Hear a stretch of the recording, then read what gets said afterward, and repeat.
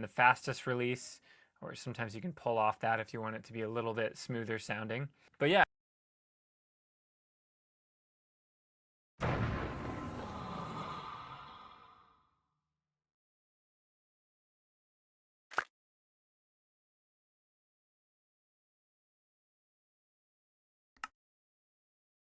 But like, its limbs were just like wrong. Everybody moves back into the light, even if it takes them a minute.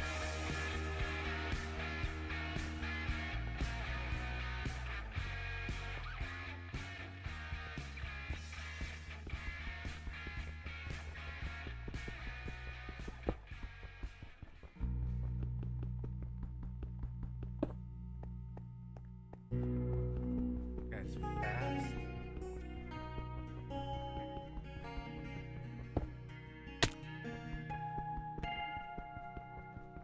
Well, my name is Madison. I live in Central North Carolina. I've lived here all my life. I love this state. I've had opportunities to live other places and go be other places, but I've always just kind of felt really drawn to North Carolina. Where I grew up was a much smaller town called Climax, North Carolina. People affectionately around here call it, the middle of nowhere. But it was about like 30 minutes outside the nearest city. Very, very rural country farming community where I grew up. My family, we lived on about 13 acres of property. It was old family land. So, we lived in a small double wide in the middle of a field surrounded by woods. And on the other side of that was farmland, hundreds of acres of farmland. So even though we lived on, still a significant patch of land, we were surrounded by just hundreds and hundreds of acres of woods, open fields, dirt roads. Even my house that I lived on, like the road behind me was a gravel road. So it was very rural, very out there. So growing up, I was very accustomed to having to make my own fun, having to kind of use my imagination, which was awesome. Growing up as, a 90s kid, it's pretty much all you had anyway. So to have nature and the outdoors and just things to go and do and explore was a lot of fun. So I was always, loved being outside. Animals and creatures being around, didn't freak me out. Was very used to it, very used to wildlife, very used to, deer and foxes and, owls and, things that make noises at night, like, not being weirded out or scared by things in nature, things out, outside, because it was just, how we lived. This story happened when I was still in high school. So I was about 17 years old. And the land that we lived on, like I said, 13 acres, lots of open space.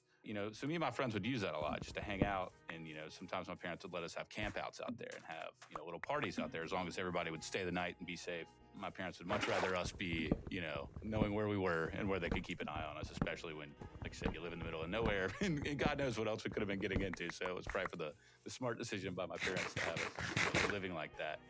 But this night happened in October of 2002. Like I said, I was 17 years old, and it was homecoming night. And if you're from the South or grew up around high school football, like that's a huge event in high school. All the kids that graduated come back and kind of, party and hang out with all their younger friends. And, everybody kind of makes a big deal out of it. So that particular night, my parents were going to let me have a homecoming party. So the game ended around 9 o'clock. And that's when everyone started coming over to my house. It was dark at that point. Sun was fully down. It was completely dark. And it was a Friday night, beautiful night, like beautiful fall night, clear fall night. In North Carolina that time of year, like it's still kind of warm. So, we're still all in t-shirts and jeans and stuff like that. It was a very, very comfortable, awesome night, clear night. We couldn't have asked for better weather. We couldn't have asked for better conditions. Where I live, our house sat up against a massive field behind the house. And anytime we would have a party, that's where my friends would park. They'd turn on this gravel road that led to my house and would just turn right into the field. Like no driveway, no nothing. Just like drive right into the grass and park behind our house. And so people would park in that field and walk to our house. So it wasn't a long walk. It was probably about 50 yards from, parking in the field to walking to our house. So a few of us had already gotten there and were kind of setting up shop, hanging out and just getting ready for the party that night. Nothing major, like nobody was drunk yet. We were very tame at that point. So, so friends start arriving, parking in the field. And as people would park, you would see their brake lights. You would see their silhouettes walking through the field. And then as you would approach the back of my house, we had a pretty big, like, covered back porch that overlooked the entire field. And then adjacent from that was this kind of outbuilding that sat at the corner of the field in our backyard. And anytime someone would walk from the field to the backyard, we would see, their silhouette would light up because the motion light would come on, and you'd see their full body. You'd see them, walk through and walk up to the porch. And that's kind of how we were greeting people as they would come in. So, like, they'd park, walk through, the motion light would come on, and, they'd come up and hang out. About an hour goes by, people keep, filtering in, and, everything's going pretty normal. It's just a normal kind of high school hangout. People hanging out on the back porch, joking around, some music's going, nothing crazy. Like, it's a very, very standard issue high school gathering at that point. Some early 2000s emo or some Outkast probably. It was probably like some Saves the Day or some Outkast in those days was probably what we were listening to. Just kind of a chill vibe. Like I said, we weren't raging. We were just kind of hanging out. Nice background music. But when we would have these parties, they wouldn't be huge. We'd usually top out around 30-ish people. But at this particular party, at this time, there's probably only about 10 or 15 people there at this moment. So it was kind of lighter in the evening. Homecoming night, there's a lot of things going on. And for these parties, they would, there was never any strangers at these parties. Like, being in high school, being in, like I said, a more rural area, there's no just like strangers that walk up on your party. Like, when you have a field party in the middle of the country, like, everybody that's coming, or your friends have cleared with you that they're bringing somebody new or want somebody to be there. Because my parents were also really big on, like, making sure everybody was there, had permission to be there, and their parents knew that they were going to be there. So we never had any, like, surprise visitors to these parties. We always knew everybody who was going to come, everybody that was going to be there. And at that point, too, everyone that was at the party were some of my closest friends. It was some of my girlfriend at the time, who's now my wife, was there. It was all like my really core friend group that was there, who a lot of them I'm still friends with today. This was probably around like 10 o'clock in the evening at this point, hanging out on the back porch, got some good music going. It's not too crazy, kind of this nice relaxed vibe. Everybody's hanging out. And around that time, another car pulls in, and I can tell by the taillights who it is at this point. It's one of my really good friends. His name was Bobby. Bobby usually would show up at our functions a little bit later. He worked at UPS at the time, so he worked he worked at odd shifts and odd hours, and he had just gotten off work and was coming in. And so you see his car kind of pull into this back field, and he parks in the field. You can see his brake lights, and he kind of starts to get out of the car. And Bobby at the time always traveled with his brother. His brother was just a grade underneath him and went everywhere with Bobby. So when Bobby went someplace, Johnny was like his sidekick. You knew Johnny was going to be with him. So when Bobby got out of the car, we saw his silhouette, and then he kind of steps towards the back of his car, and he's kind of backlit by the brake lights. And as he starts to move towards our porch, you can see another silhouette kind of walk up behind him. At that point, we assume that's Johnny, because Johnny is everywhere with him. So, to see Bobby followed by somebody right behind him was, pretty regular. So Bobby walks towards the back of his car, and we see this other silhouette kind of start walking behind him. And they start to walk towards the porch. So they're approaching, moving through the field, approaching the edge, and then they get to that point where the outbuilding is, and the motion light kicks on. And so as Bobby walks through the light, it comes on, and we see Bobby fully lit up. And as he walks through the light, the person that was following him stops at the edge. You can still see the silhouetted outline of them, and you can see that they're upright. It's a person that's following Bobby. And they stop at the edge of the light and kind of hesitate. And beside that same building was the row of crepe myrtles, if I remember right. It's a small tree. But it was this line of crepe myrtles that my parents had planted a couple years before. So they are about like 5 or 6 feet tall, but they're a little bushy, so they gave some cover. And there was a line of these crepe myrtles next to the building. And so as this figure that's following Bobby approaches the light, the motion light comes on, and they stop. And as Bobby walks through, he's moving up towards the porch. Everybody on the porch starts to, greet him, talk shit to him, as friends are to do in high school. And we're kind of just joking around with him, and this figure darts off behind the bushes. So at that point, we just think Johnny is, he had a really good sense of humor. So maybe he's just a trick on us or but a few of us had spotted him. So we see, and a few of us at the edge of the porch were like yelling at him, being like, "Hey, John, we see you! Like, get out here!" And as that's happening, he's walking up onto the porch. At that time, there's probably of the 10 to 15 people that are there at that point, which probably has about 7 to 10 people on it, coming in, coming out, going into a living room, hanging out on the porch. And at this time on the back porch, it's me, my girlfriend, and 2 other of my really good friends kind of just hanging out there at the rail, looking out at the yard. Another one of my friends has his back to us and is greeting Bobby as he goes up onto the steps. And as Bobby walks up, I kind of look at Bobby and I'm saying, "Hey man, like, what's Trey doing? Like, he's being an idiot. What's he doing out there hiding in the bushes?" And then Bobby just looks at me and he's like, "What are you talking about?" He like looks completely confused. He's like, "Johnny didn't come with me. I'm by myself." And at that moment, every hair on my body stands up. If that's not Johnny, then who is it? Because when we would have these parties, there were no strangers. Like, we didn't invite people that we didn't know. I was in high school. We liked to party, but we were good kids. Like we weren't gonna like invite strangers over, and we weren't trying to have a rager that night. My parents would never let me have a party again either. So I was like really, really dialed in on who was gonna be there and what was going on. So if somebody was there crashing the party, that kind of pissed me off. Like we didn't want those people there because it was gonna get us in trouble and kind of ruin our fun. So at that moment, I'm like, okay, who's crashing the party? And so we start yelling at this figure behind the bush, and we look out and they're still there. The motion light had kicked off at this point, but you can still see the silhouette of this person behind the bush. They're kind of crouched. They're bobbing back and forth, like they're kind of sneaking, like they're trying to scare somebody, or like they're trying to hide instead of back and forth. And we keep just kind of yelling at this figure, like, come out, like, who are you? Like, get out of here.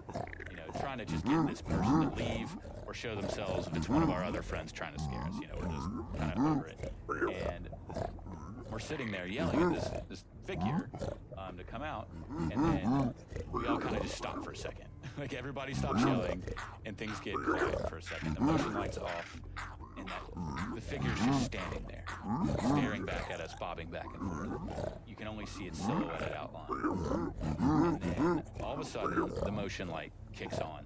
And when the motion light kicks on, whatever was behind that first guy, it kind of brought it to life. And it steps out into the light. And at that moment, it goes from being like a 5-ish, 6-ish foot figure that looked like a high school kid. And it stands up into the light, and it kind of reveals itself.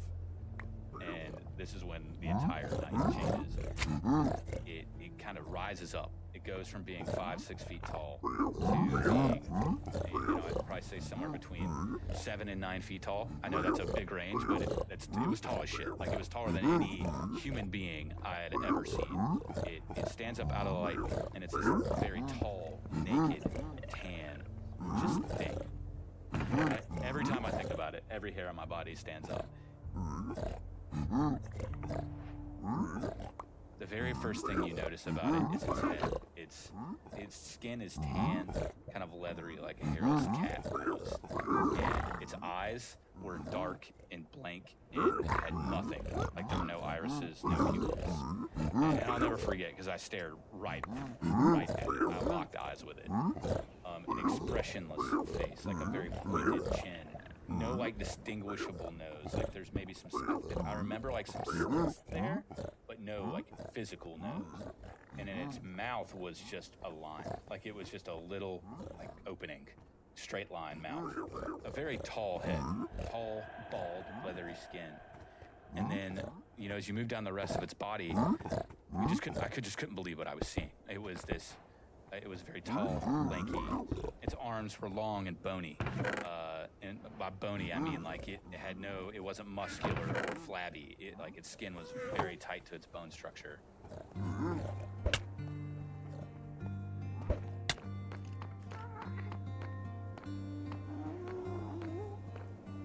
They were long and skinny arms that probably went, resolved down by between its knees and its ankles. And its hands, I cannot remember how many fingers it had, because they were kind of like bent, like it was holding, like they were gripping something. Long, skinny fingers that were kind of like clenched, at the end of these long, skinny arms. Didn't get a very good look at its feet, like how they were built, because they were kind of obscured by the grass. But it had these really lanky, long legs. And you could see like definition at the joints. Like it had a bone structure, it had elbows, it had knees, but it didn't have any other distinguishable features that would be, human or mammal or reptile. Its skin was completely, like I said, a leathery, like hairlessness to it.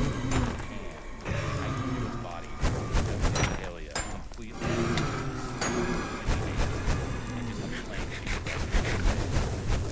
It didn't show any form of emotion or fear or anger or depression. Everyone on the porch who was facing it, just animate at that point. So, a girl next to me, she just starts crying immediately. Like, holy shit, like, what is that? And me, I'm just frozen. Like, I can't, my eyes are locked on it. I can't. I've grown up around wildlife. I've grown up seeing everything that could be in these woods. There was no creature that was a surprise to me. I'd seen everything you could see out there. Stray dogs, foxes. This wasn't any. I see those all the time. I know what those look like. It wasn't a person. It was a person. It's not unlike any person I'd ever seen before. In terms of their features, in terms of the way they moved and stood and walked.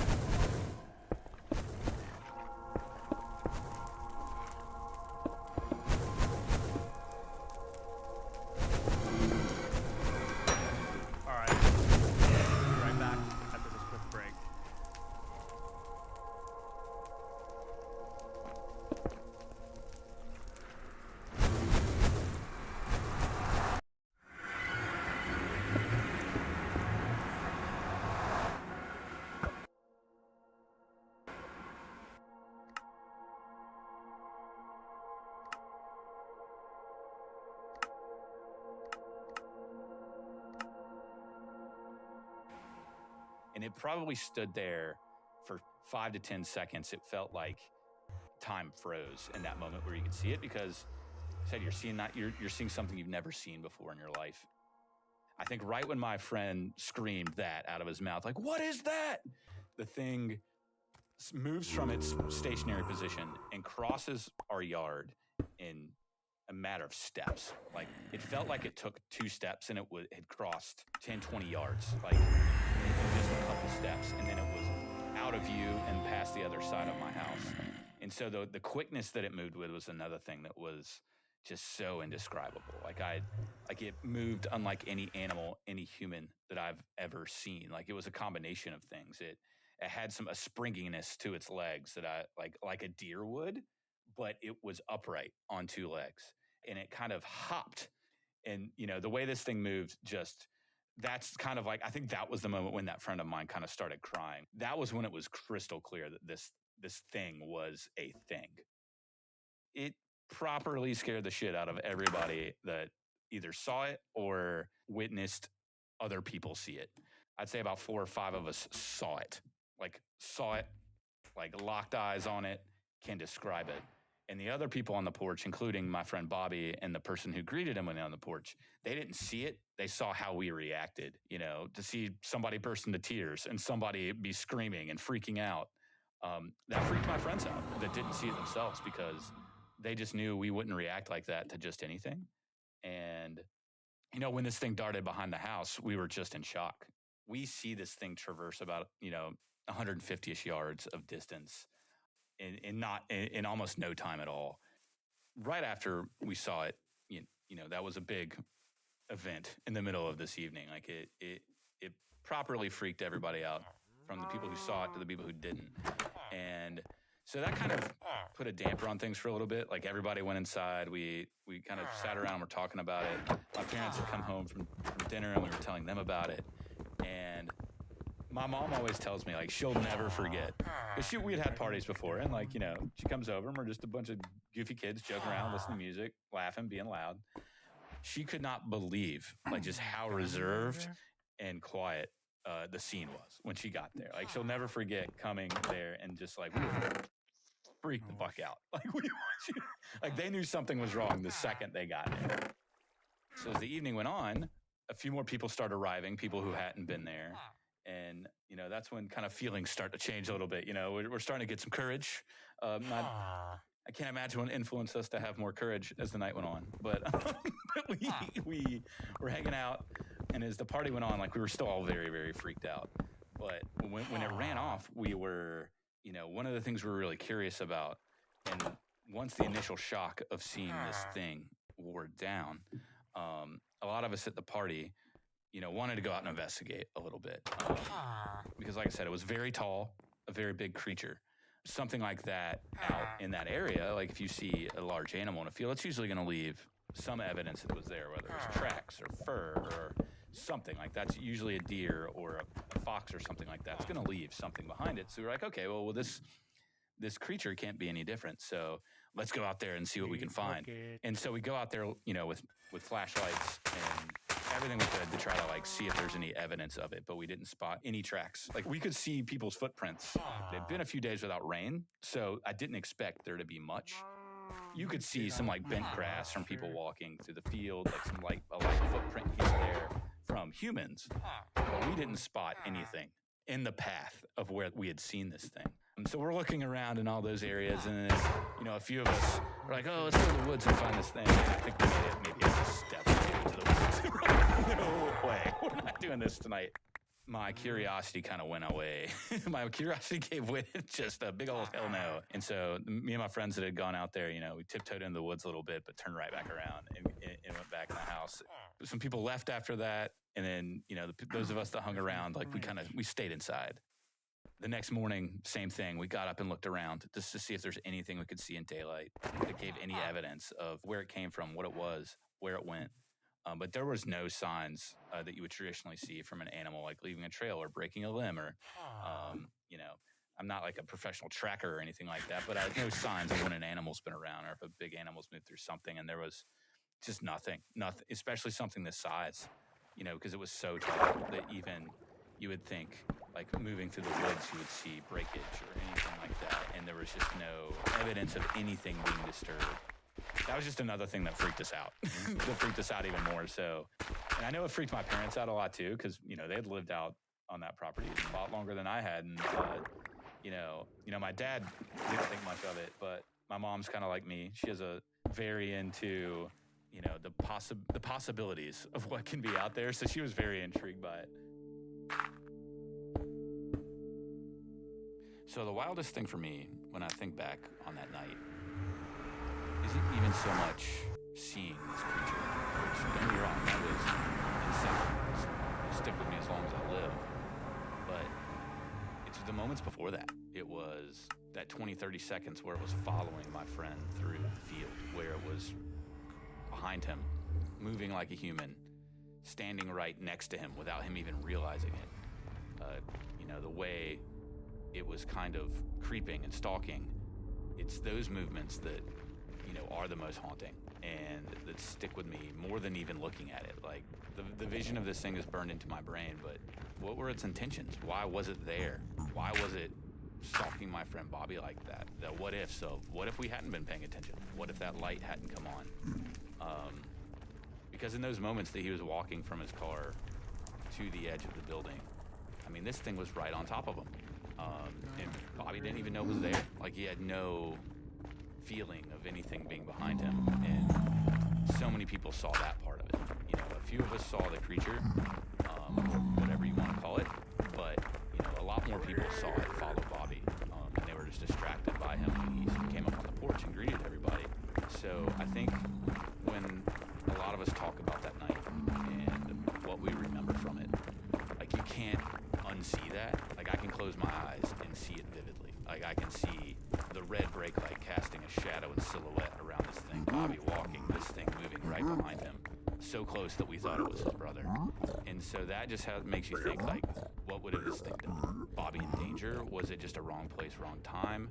Was this thing just passing through? Was it scared? Was it even something sinister? Because, you know, I think I'd said before that I didn't get the feeling that it was there to hurt us, but at the same time, we don't know. Like, we did not know what this was, what it was there to do.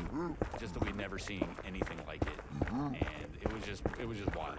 It's why every hair on my body stands up when I think about it to this day. It's like those two visuals, it in the light and it following my friend, not knowing what it was following him for or what it would have done if a few events hadn't happened the way they had. The biggest thing that I took away from this, and a lot of my friends from this too, is it's just that reminder of how small our understanding of things can be, even when it feels like we know everything about this universe, this world, what's out there, what's possible. And the area we grew up in was a very conservative religious area, but our family was not. We were very much a family of science and being open-minded about what's out there in the world. Events like this are just little microcosms, I think, of why we kind of raised that way and why we believe that. There's so much we can't explain in this world, and encounters like this are just really stark reminders of that. And hearing all the stories that have been told on the show over the years, it's just, it's affirming in a lot of ways to know that you're not alone in experiencing this kind of stuff. And because it does happen, and there's so much out there that we can't even begin to explain. So even with this creature, we called it many different things. It's affectionately an alien in our brain, but to who, it's in the eye of the beholder, like what they would see here.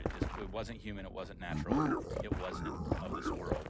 All I know is I just couldn't explain it. And I think that's something that I've carried more than the fear, more than the uncertainty of the event and how I felt that night, is just whenever I'm feeling overwhelmed or like I can't get a handle on the world, just reminding myself that there's so much shit we don't understand or can't explain, and that sometimes you just have to leave it to that. If I ever encounter something like this again, I don't know if I want to, but at the same time I would love to know what it was and what its intentions were, and why it was following my friend Bobby through the field, why it stopped for a split second and let us see it, how it was able to move like that, why it looked like that, what was it, was it from Earth, was it from some other planet, was it some alternate dimension, was it encrypted, was it, all these questions.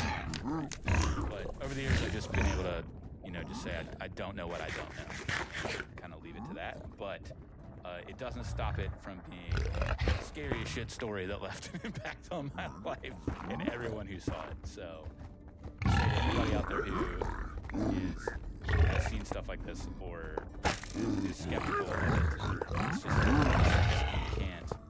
you can't understand it until you're faced with it. And when that happens, it will change you. It will change you.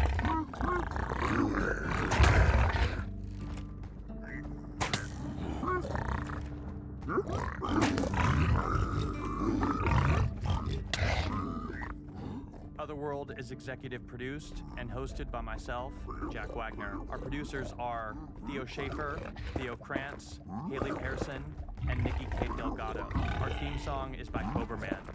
The soundtrack of this episode is by North Americans and Juice Gentle. Our artwork is by Cul-de-sac Studios. Please show us your support by subscribing, leaving a 5-star review, and telling your friends about the show. If you want to hear bonus episodes of Otherworld, you can become a patron at patreon.com/Otherworld.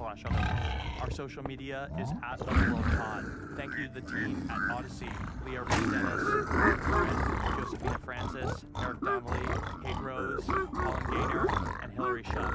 Follow and listen to Otherworld now for free on the Odyssey app or wherever you get your podcasts. And finally, if you or somebody you know has experienced paranormal, supernatural, or unexplained, send us your stories at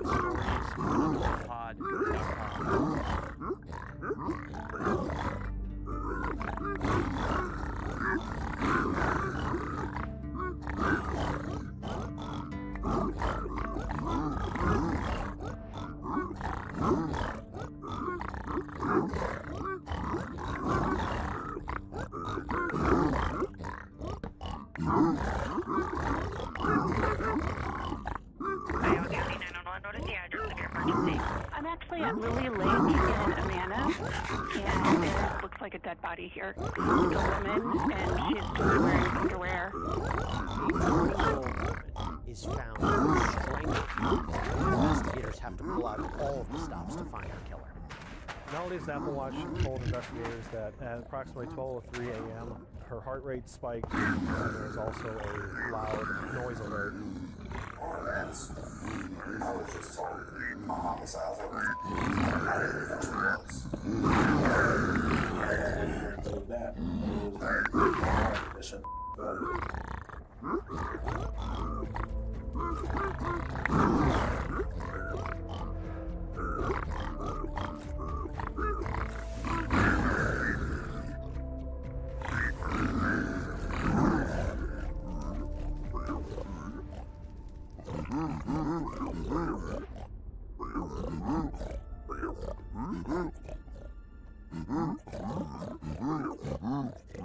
Marion, Iowa has a very low crime rate, very low unemployment rate, very low poverty rate.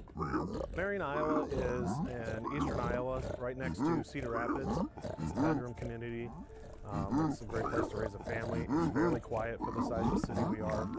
But on February 18th, 2024, a 911 phone call pierces through that piece of clay. Iowa County 911, what is the address of your emergency? I'm actually at Lily Lake in Amana, and there looks like a dead body here. Okay, you're at the Lily Pond? Yeah, right by the, where the picnic area, the pavilion is. It's a woman, and she's just wearing underwear. Is she breathing? It does not look like it. Do you see her chest rising and falling? She's on her stomach. I'll get somebody over there, okay? On February 18th, around 10 o'clock in the morning, Iowa County Sheriff's Office received a 911 call at Lily Lake, or Lily Pond, as it's used interchangeably, of what appeared to be a deceased woman laying on the shoreline. So you said that she's on her stomach? She is on her stomach, yes. Is there anything else around her? No, but there are all kinds of marks on her back, like slashes. I'm wondering if there might have been a sexual assault, too. This kind of crime is something that was actually quite shocking to the citizens of our community, Greater Lynn County, and also the state of Iowa. We just don't see things like this ever happen. When investigators arrived there, they taped off the area and they began their examination. They discovered there were slash marks on her back, and stab wounds on her back, and then also it appeared she had been strangled. The slash marks on her back were almost an X pattern. Another injury that she had was a cut to her middle finger and also a bruise on the left side of her face. Investigators there noticed that there were signature marks around her wrist and around her neck. With no ID found on the victim's body, investigators have to figure out who this woman is. They found a class ring on one of her fingers that had her name on it. That confirmed that was their victim, 20-year-old Melody Hoffman. Cause of death in this case was strangulation. The ligature mark around Melody Hoffman's neck was significant enough of an injury that it was likely the cause of her death. But who would want to murder Melody Hoffman, a young woman entering adulthood? She was a Marion resident that graduated from high school. She was fun, outgoing kind of person, very trusting.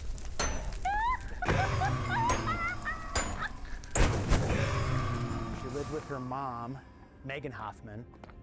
What? Is that your happy dance that your daddy's home? My spouse, TJ, and I have 2 daughters. Melody, she was born on 12/9/03, and Ellie was stillborn on 5/9/17. My relationship with Melody was very close. We weren't afraid to talk to each other. She would tell me everything, whether I wanted to know it or not. It was just a very close and special relationship. When Melody was younger, she was just curious. She had no fear. Melody did have a mild intellectual disability. She would be able to do anything. She just maybe needed a little more instruction or guidance. But as soon as she was understanding of what we were trying to tell her, she would be able to do it. Her junior and senior year, she loved seeing her friends and hanging out with the teachers and talking to the teachers.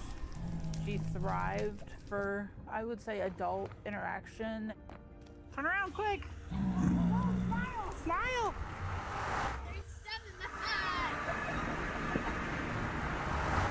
Put your hand on your hip. She loved animals and kids and babies and just cared about everybody. Melody's murder was very violent. The injuries point clearly to one thing.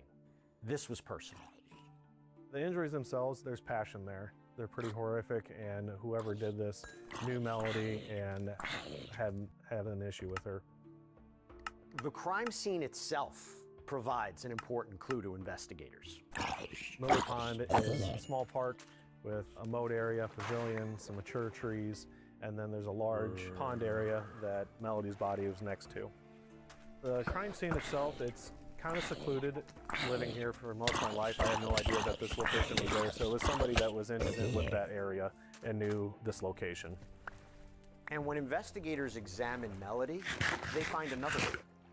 Melody Hoffman was not actively bleeding from those slash wounds. She wasn't actively bleeding from the stab wounds. It is likely that she was strangled first, meaning her heart would have stopped. This led investigators to consider it was very possible that maybe something took place at another location. The first thing investigators need to do is establish who was she last with. That is going to be your biggest lead right out of the gate. I got a call from my supervisor, Lieutenant Fort. He made me aware that Megan Hoffman was actually at the police department reporting Melody was missing. Investigators speak with Megan to learn more about the last time she spoke with and saw her beloved daughter, Melody. February 17th, it was about 11 o'clock. I was playing on my phone and I get a notification that she had left the area that I had set up in Life 360 as our home. She said she would be back. She said with the door unlocked. At 11:30 at night, I didn't want the door left unlocked, so I got up and I locked it.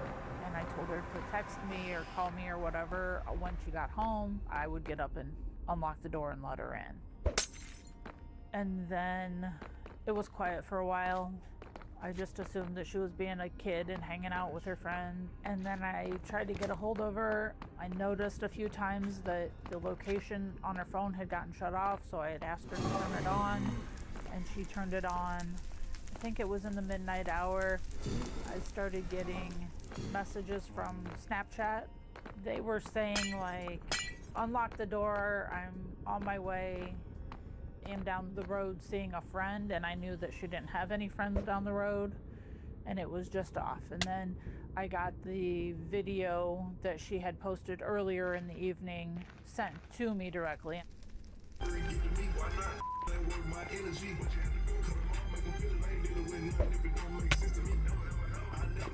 I told her, yeah, I already seen that. Come on, get home. After that, her location got shut off again as I was watching it on the Life 360 app. I told her to turn it back on. It never got turned back on. I sent more messages that were like, hello, answer me, talk to me, what are you doing? So then I just kind of laid there. I was still in bed. I dozed off for a little while. And then at 3:13 a.m., we got a SOS message from the Apple alert from her phone saying that there was a crash detected. 911, your phone just called in saying that you may have been in an accident. We have responders headed to that TCS location. If you're able, call us back.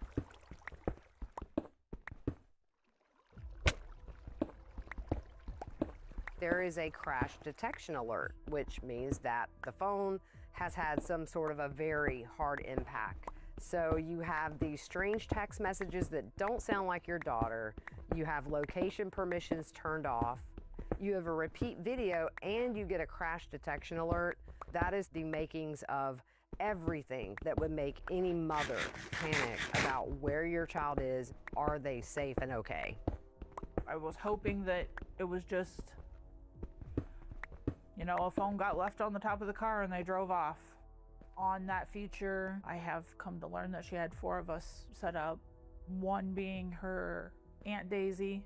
So when that message went out, it went to Daisy, and Daisy sent me a message right away and asked if Mel was with me, and I said no. She and her husband went to the crash site, the map location that Apple had sent to us, and they were looking for, a car accident or something. This was 3:30, 3:45 in the morning by that time.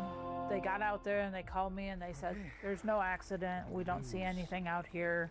Keep trying to get a hold of Mel, and I was calling her and texting her, and I don't know why I thought of it, but I thought if I took her iPad and I hotspotted it to my phone, I could use her Find My Apple device feature on her iPad to send her phone an alert. And I would go out to that location that Apple had sent the alert from. I get out there and I thought I had heard something with the window being cracked just a little bit. So I rolled the window down the rest of the way and I played it over and over, and I was able to hear something. So I got out of my car and I started walking down the side of the road. As I got closer, the sound was louder and louder and louder, so I knew I was going in the right direction. Kept playing it over and over. I was a little ways away from it and I looked down and I seen a glow. As I got closer, it was her phone. It was face down on the white line. So I grabbed the phone, and the first thing I noticed is, oh man, it's broke. The back is completely shattered. The front had just a couple cracks through the screen, but it was still usable.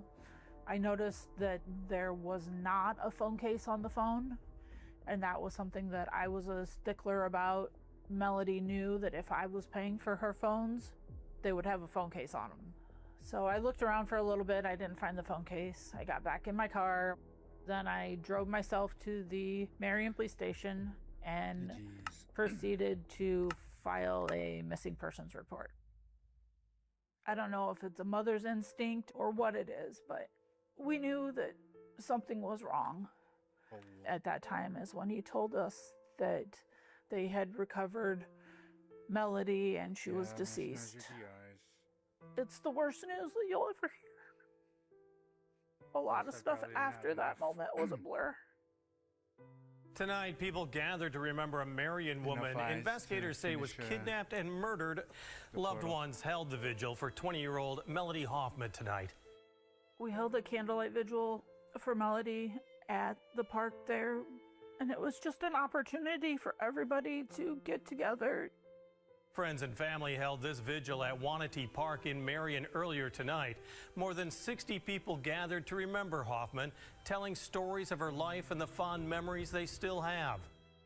It felt really good to see all of the support pour in. In January of 2024, about a month before Melody was found murdered, Megan had reported this disturbing text message that was sent to Melody. The text that was sent to Melody was from an unknown number. It was a threatening text message that they were going to kill her, that the police can't protect her all the time, and that they were going to paint their house red, indicating that they were going to cut them up or do whatever. The person who sent it to her called her vulgar names, referred to her as and threatened to harm her and her family. Marion Police Department conducted an investigation, tried to figure out who the individual was that sent the text message, but it was a temporary phone that had sent the message, and so it wasn't able to be tracked back to anybody at the time. Investigators need to figure out who sent this threatening message because it could very well be her killer. So they ask Megan who she believes was the last person to be with Melody on the night of her murder. I told them McKinley. I knew it was McKinley. There was never any doubt in my mind. So detectives start digging into 23-year-old McKinley Louisma and his relationship with Melody. That was her first serious boyfriend. They had just met, actually on Facebook dating, in November of 2023, and the relationship very quickly evolved into a dating relationship and into a relationship where Mr. Louisma even stayed overnight at Melody's apartment with her mom. They became extremely close, and Melody became very attached to him in a short period of time. Melody and McKinley had a pretty good relationship. He was around a lot, so I was interacting with him. They hung out all the time. I never seen them argue or fight or heard of arguments or fights or anything. They seem to get along very well. Further in the relationship, McKinley promised that he was going to go see Melody, but then ultimately he wouldn't show up and would kind of, what they call it, ghost Melody. That's what led to the breakup between McKinley and Melody. She did not take it very well. Melody Hoffman and McKinley Louisma broke up towards the end of December 2023. They continued to communicate as they were resolving their relationship, including turning over property of Mr. Louisma's to him. There was a particularly intense text message exchange between Melody and McKinley Louisma around January 7th or so, where Melody actually threatened to throw out Mr. Louisma's property. He ended up getting the property, but in fairly short order, in fact, that same day, Ms. Hoffman received a very threatening and menacing text message from an unknown number. Investigators obviously need to bring McKinley Louisma in for questioning, but first, they need to find him. We didn't know exactly where he lived at the time, so we began to look for him and his car. McKinley Louisma's car was a blue 2007 Honda Accord. So the Cedar Rapids Police Department, after the attempt to locate was put out, found McKinley's vehicle in Hiawatha in a trailer park. They called our department and we seized the vehicle and towed it to our police department. We applied for a search warrant for the vehicle to locate any kind of evidentiary value that was in the car. While investigators wait for the search warrant, McKinley Louisma actually calls the Marion Police Department to find out if they have his car. He came to the Marion Police Department willingly after getting a ride, and then the interviews began with him. Sometime yesterday, we were brought in to work a case, and the vehicle was brought up as like a vehicle of interest, so we kind of wanted to go over that with you. Just to kind of give you a little bit of basis for what we're looking into. We're looking into a case involving Melody Huffman. Sounds like you guys used to date for a while. Yeah. Do you remember the last time you had a chance to speak with her? The last time I speak with her was on the phone. She told me to come over. And I always say, I'm not gonna come over unless your mom is there, because that's what her mom told me. So you didn't see her at all on Friday or Saturday? I have a girlfriend, so it's like, I don't think my girlfriend would be okay with me going to my ex-girlfriend. So I'd be like, I'm on my way, and then she would keep calling, are you coming? I pretty much leading her on to thinking I'm coming, and then I'm just making excuses. Melody didn't always pick up on things that were obvious to other people around her. So Megan was noticing that Mr. Louisma was not showing up when he said he would, that he would leave her hanging, that he would ghost her often, and Megan finally said to Melody, you got to have a talk with him. Why did you guys decide to break up? Because I had my ex-girlfriend's pregnant, and I pretty much had more intention on focusing on the child and being a father, and she didn't like that. Detectives find out the name of McKinley's other girlfriend. Nakia Sloboda would have been the on and off again girlfriend of Mr. Louisma for approximately 4 years leading up to Melody Hoffman's murder. Mr. Louisma and Miss Sloboda were in this very long-term relationship, but they had actually broken up and separated in July of 2023 and were not together at the time Mr. Louisma met Melody Hoffman and started dating. It wasn't until December of 2023 when Mr. Louisma and Miss Sloboda got back together, and that was at least somewhat due to the fact that Miss Sloboda was pregnant. Detectives steer the conversation back to McKinley Louisma's car. Do you share it with anybody, or is it just yours, or? I mean, just mine, but time to time, I would let somebody drive it. When was the last time you think you let somebody else drive your car? It was Sunday night. Who would have that been? I don't really know the guy that well. He had told investigators that he had had his vehicle with him the entire night, with the exception of about 45 minutes where he had lent the vehicle to somebody else. Remember about what time that was that he did this? I picked up Trevor at 11. And then you brought him back, and then when you got back, you and Trevor start playing the game. Yeah. Trevor Weiss was alibi. Trevor was working at a local bar in a neighboring town, and McKinley went to go pick him up and give him a ride home. Trevor lived in the same trailer park as Nakia and McKinley.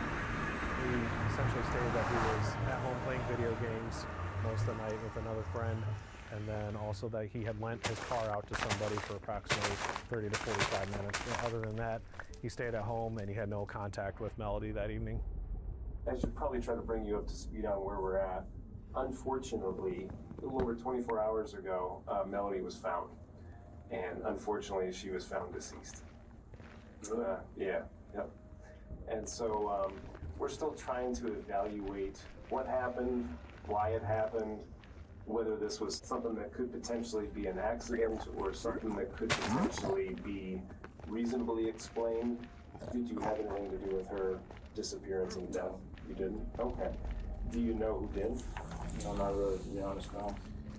Mr. Louisma denied being involved with Melody Hoffman's disappearance or murder. In fact, he denied even being with Melody Hoffman that night.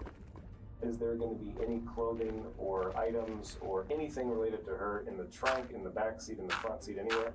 There was just this one bag, garbage bag. I don't know. Well, it's my girlfriend's garbage bag because we got it from the Cedar Rapids garbage. I forget which one that place. But it's a green bag.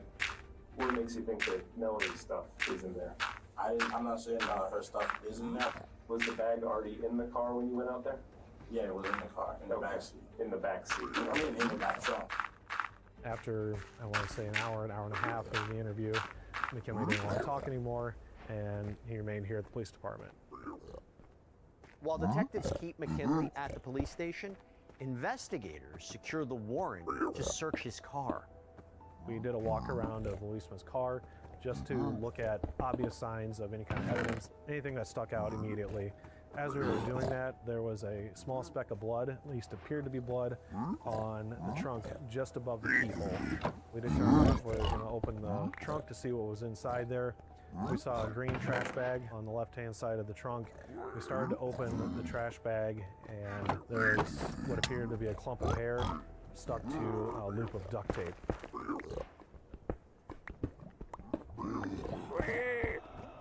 The green trash bag had a myriad of evidence. There was Melody's clothes that had blood on it. There was more duct tape that had blood on it. And her hair, pants, shoes, an Apple Watch wristband that had blood on it. There was receipts to Walmart. There was packaging to 2 machetes. They had found Melody Hoffman's phone case, as well as finding a paracord that they believe was likely the instrument used to strangle her. This evidence could not look worse for McKinley. This is his car. This is his on-again, off-again girlfriend. These are items that have blood on them and that essentially look like a kidnapping grab bag. Agent Ryan was sending me pictures, things that he wanted to know if I could identify them or not. I think one of the first pictures I got was a picture of Melody's phone case. I was able to identify that right away. Also in the green trash bag were 2 pairs of Ozark Trail gloves with blood on it. While investigators send the evidence found in McKinley's trunk for DNA processing, he asked to speak to detectives again. After that, he conducted another interview with Special Agent Kedley. Understand that you wanted to talk a bit more? Okay. All right. Well, there's things to talk about. Let's get them out on the table, okay? Yeah, so the first interview is pretty much accurate, but there's some things that was left out just to protect my family and my girlfriend over there. Okay. Who are you worried about? The person that pretty much did this. And who is that? This other kid I was with. During the second interview, Louisma's story changed drastically. We had a whole plan to build money cabin with my buddy. Pretty much what we go through. Goes by, they go there. Okay. Are gonna go money. You know last name? Yeah, I don't know. That's my first name. Now, in case you don't know, mudding is when you take trucks or ATVs off-roading through wet, muddy terrain, bogs, trails, and fields. So the plan is to go mudding with Dakota and Morgan. So I texted Mel and said, hey, I'm doing something right now. I'll be on my way. She said, well, you'll be here before I'm done. So I said, yes, I can. Just even if because I'm pretty far. When I went there, I picked pick her up. She said, "What's the plan?" So I said, "Well, we're gonna go spend the night after I drop Dakota off." You picked her up with Dakota with you? Yes, I did. Okay, so just you two ended up around 11? He later admitted that he was going to meet up with Melody and that he did pick her up with another individual, Patton. She just was back, just vibing to music, and we're just talking how the voice was like a little off. And I was like, "Hey, so what are you getting from Amazon?" She's telling me that she's getting me some clothes, and if I work, she can order me a new PlayStation 5. And then he was like, "Yeah, because I have a lot of money to spend on." And then she was like, "Yes, maybe she was." And he was like, "Well, he was around for a bit." And then pretty much it took a turn when she started arguing with him because he was like beating a little bit too because she was complaining about the song. So then he stepped outside and took a piss. And then he came to my car side. And then he knocked on the window. That's when he was like, "Get out." That's when he had a gun. And I'm like, "What are you gonna do with that?" And he was like, "Don't worry, this shouldn't be done." Mr. Louisma detailed that they went to Morgan Creek Park first because it was a place that was actually near his home that he had been to before with Melody Hoffman. He said both of us to get out. And then he told me to pop my trunk. So I popped my trunk, and then he told me to get the duct tape and duct tape her hand. I was like, "No, I'm not duct taping her hand." And then he took the gun and then put it to the side of my head. And he was like, "Just do it." And then I just duct taped her hand, and then she was asking me what's going on, and I was like, "I don't know." He was just saying, "Oh, she have money." I was like, "No, she don't." She was like, "Yes, she have money because she's willing to spend all that money on you." McKinley talks about sitting in the back of the car with Melody while Dakota allegedly hurt him at gunpoint. McKinley at one point says he gets his pocket knife out and Dakota hears the click. And that's when he's trying to free Melody, cutting her finger, allegedly. Mr. Louisma then detailed that it was at Morgan Creek Park that Mr. Van Patten became upset with Melody Hoffman. Mr. Van Patten began to assault her. He moved his way in the back, and he just started hitting her and punching her. He was making these admissions in the case that only somebody present would have known. She was like, "Bubby, why are you doing this?" And I was crying. I'm like, "I'm not doing this. He's making me do it. I can't do it." And she was like, "If you love me, you tell him to stop." I'm like, "I've been trying to." And she was like, "Please don't hurt me. Please don't hurt me." I'm like, "I'm not doing anything to you. I'm trying to stop." But he doesn't want to listen. I don't know what's wrong with him tonight. Mr. Louisma said that Mr. Van Patten directed him throughout the course of the next couple of hours to drive around with Melody Hoffman, ultimately going to Lily Lake.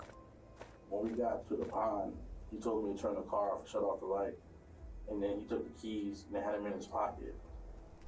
And then he opened her side door and he pulled her out, and once again she fell. And then he started walking towards this picnicking area. So then when he got there, he got this rope and he was like, "Put your gloves on." And then he pointed a gun at her. And then she was like, "Please don't shoot me." And then I was like, "Bro, please don't shoot her, bro. Please don't shoot her. Just leave it in, let's just go, please." He refused. Once you get to the pond near the Amandas, who ripped her shirt? He ripped her shirt, and then he told me to rip her shirt off and pull her pants down. And you did that? Yeah. Okay. The gun, like he racked it, like let's put it in the chamber. And he was like, he's not playing. So I ripped her clothes. She had this necklace that was around her neck. I know what the necklace was. When he did that, she started screaming, "That's my sister's." And then he pushed her down and she fell. And then that's when I ran back to the car. This is a very important necklace to Melody. It contains the ashes of her sister Ellie, who was stillborn. When he pushed her, she fell. She got up and she started like limping and trying to run away. And then he ended up catching up to her.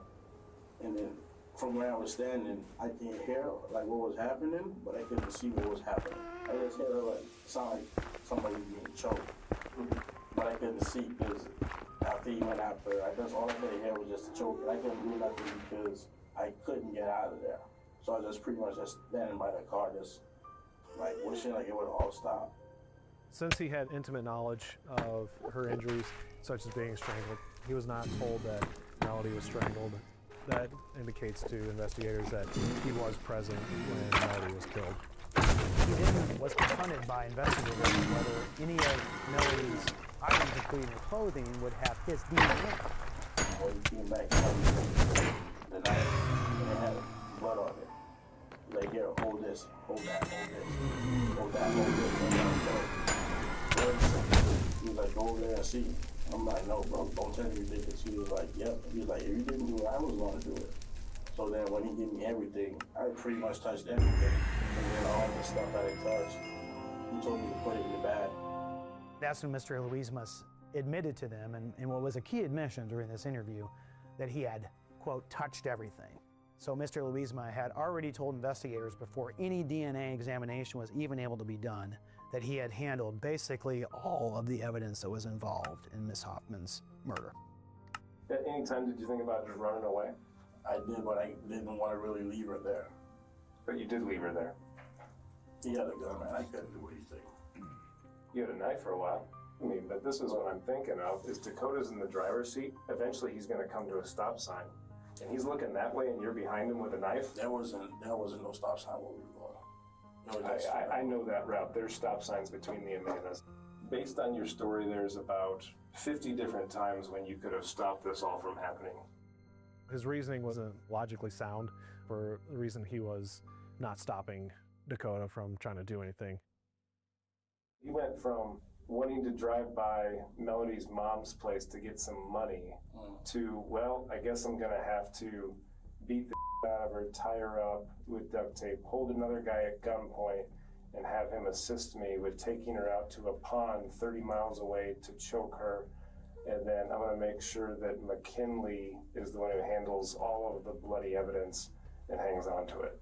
That's essentially what you're telling me? Special Agent Kelly pushed back at this pretty significantly. His main point with Mr. Louisma that it was very unlikely that Mr. Van Patten would be able to compel him to do all this for this long a period of time, for several hours, and that Mr. Louisma had multiple opportunities to stop Mr. Van Patten's behavior and did not do that. I didn't know there was anything in my back trunk. He told me he'd throw everything out when we stopped on the side of the road. You told me about 3 hours ago that you were in your trunk when you got home.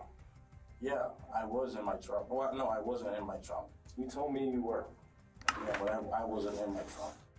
He doesn't believe him that he's an innocent bystander at this point. As you're telling me this second account, I'm thinking, how does this jive with other information? And it doesn't. This isn't my first case, okay? I wasn't covered. And while you and I are sitting here talking, there's 12 other individuals out there piecing the case together. This case is about 36 hours old, okay? And everything that we found in that trunk is going to be subject to a thorough DNA look at. And if Dakota was involved in this, we're going to find out. And if he wasn't involved in this, we're also going to find out.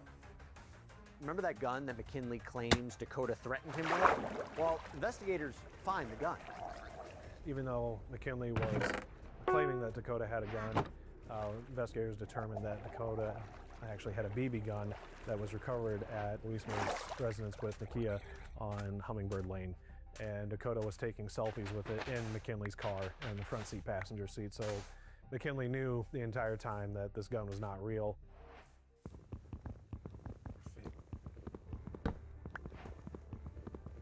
Talked to the county attorney. We've been talking to one of the other guys that you brought up. Ryan's still here, but you're going to be charged tonight with kidnapping in the first degree.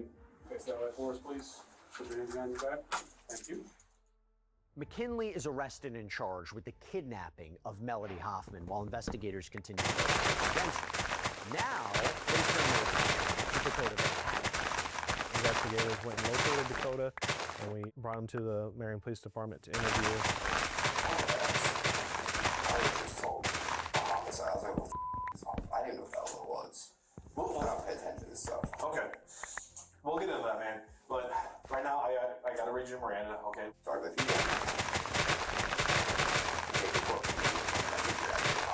Okay. Fair enough, man. So So it is in reference to a homicide investigation. May I ask who said my name or anything? I will get to that right now. Okay. What's your relationship with McKinley Ledesma? Kind of friends. I met him a couple months ago or so. Is he the one who said my name or anything? Or? You have been brought up by him, yes. May I ask what all he said? You came up as the case facts clearly indicate that Ken and you are possibly involved in this, okay? And Melody's death. Melody. You know that name at all? No. Okay. I know a girl I used to go to school with, but she's like not even. How old was the victim then? She's 20. Oh, then no, it's not the same Melody at all. Mr. Van Patten very staunchly denied any kind of involvement in Melody Hoffman's disappearance, kidnapping, and murder. He maintained that he was not a perpetrator of that. You don't know Ken talking to a Melody at all? No. No? I don't even. I'm sorry, but I don't think Ken's capable of a murder. Okay. He's a really nice, soft dude. Him and his girlfriend have a kid on the way too. Mr. Van Patten said that he believed that Mr. Ledesma was a chill dude, that he wasn't a violent man, which we knew to not be true, at least given the fact that they had both been charged with a violent act just within about a month. So as it turns out, both McKinley Ledesma and Dakota Van Patten have recently been charged criminally. January 2024, McKinley was arrested for willful injury along with Dakota Van Patten. They ended up beating up an individual and causing injuries to his face. You mentioned you don't know Melody at all. No, I've never even heard the name. Would there be any reason Melody's phone would connect to your phone for a hotspot? I don't know. Could you give me a plausible reason why Yeah, that Ken happened? knows my password. So many people know my password to my hotspot. Ken knows your password to your hotspot? I think so. I mean, his phone's connected to it before. His girlfriend's phone's connected. You know, I just honestly get my password. I don't really care. I'm just trying to wrap my mind around how your working phone that you just had with you I did not know. would have ended up in the same vicinity as Melody's body. I don't even know who this is. I'm tell you. Well, Melody's would know what died. Okay, well, I don't know anything about anybody who died. I never heard anything about a death or anything. Every time we brought up her name, he would get angry and he would distance himself as much as he could. I need you to tell the truth about what happened. This is serious stuff. You know that's not true. That's not true. So you're going to accuse me of lying? I'm not accusing you of lying, but you're leaving Okay, so yourself out. I don't hardly remember under pressure. You want to tell me I'm lying? Go I'm not ahead. telling you I'm lying. I'm telling you I know what facts we have, and I know there's more to I it. hear the facts and you told me all the facts. I'm not going to give you all my case facts, man. And then I don't really know where the you're coming from this. I mean, if you think I'm committed to actually being able to commit a murder, no. He tried to say that McKinley did pick him up at one point, but he went to a girlfriend's house, that being Taya Meyer, and he spent the night there, but had nothing to do with Melody's killing that night. We didn't have enough to corroborate Dakota's involvement, so he was let go that night. Investigators continue gathering evidence, including data from McKinley's phone, and they find something disturbing. Mr. Ledesma's cell phone in this case was a treasure trove of evidence. And of course, the key piece of evidence in this case was the photo that it appears that he took of Melody Hoffman, bound with duct tape, bloodied and crying. The picture was actually in a deleted location in almost like a pending file. When you open up an iPhone and you want to send a picture to somebody, it gives you the suggestions of who you might want to send the picture to, whether it be a text message, Snapchat, Facebook, whatever it is. That picture gets stored in a temporary file, and then it gets dumped in there for a certain amount of time. But since he did not send it, it just remained in that location, and he was able to find it that way. I knew that it wasn't Melody sending me messages back, but I didn't fully grasp that until later on. But I had a weird feeling about any of the messages that were coming from Snapchat. They were just worded a little bit different than what she would have normally been saying. The text was saying, "Am down the street, am coming home soon," and looking at Ledesma's phone and using the forensic analysis of that and the way he communicated via text, it was the same way. Melody would not communicate using am, but McKinley would. And this led investigators to believe that at this point, Melody was no longer in possession of her phone and that McKinley was likely the one using her phone communicating with Megan, saying that I'm just down the street. The Life 360 and phone data from Melody's phone that Megan provided to investigators proves crucial to this investigation. Getting a timeline nailed down is extremely important. Usually companies or businesses only keep their videos for a certain amount of time, anywhere from a couple days to a month. We wanted to establish that timeline, that way we could go to those locations and retrieve any video that was pertinent to the case. Investigators began to try to reconstruct the events of February 17th into February 18th, 2024, try to make a timeline of where Melody Hoffman was and who she was with up to and including the time that she was killed. Using a combination of the Life 360 and phone data and traffic camera footage, investigators are able to construct a map of where exactly Melody was the night she was murdered.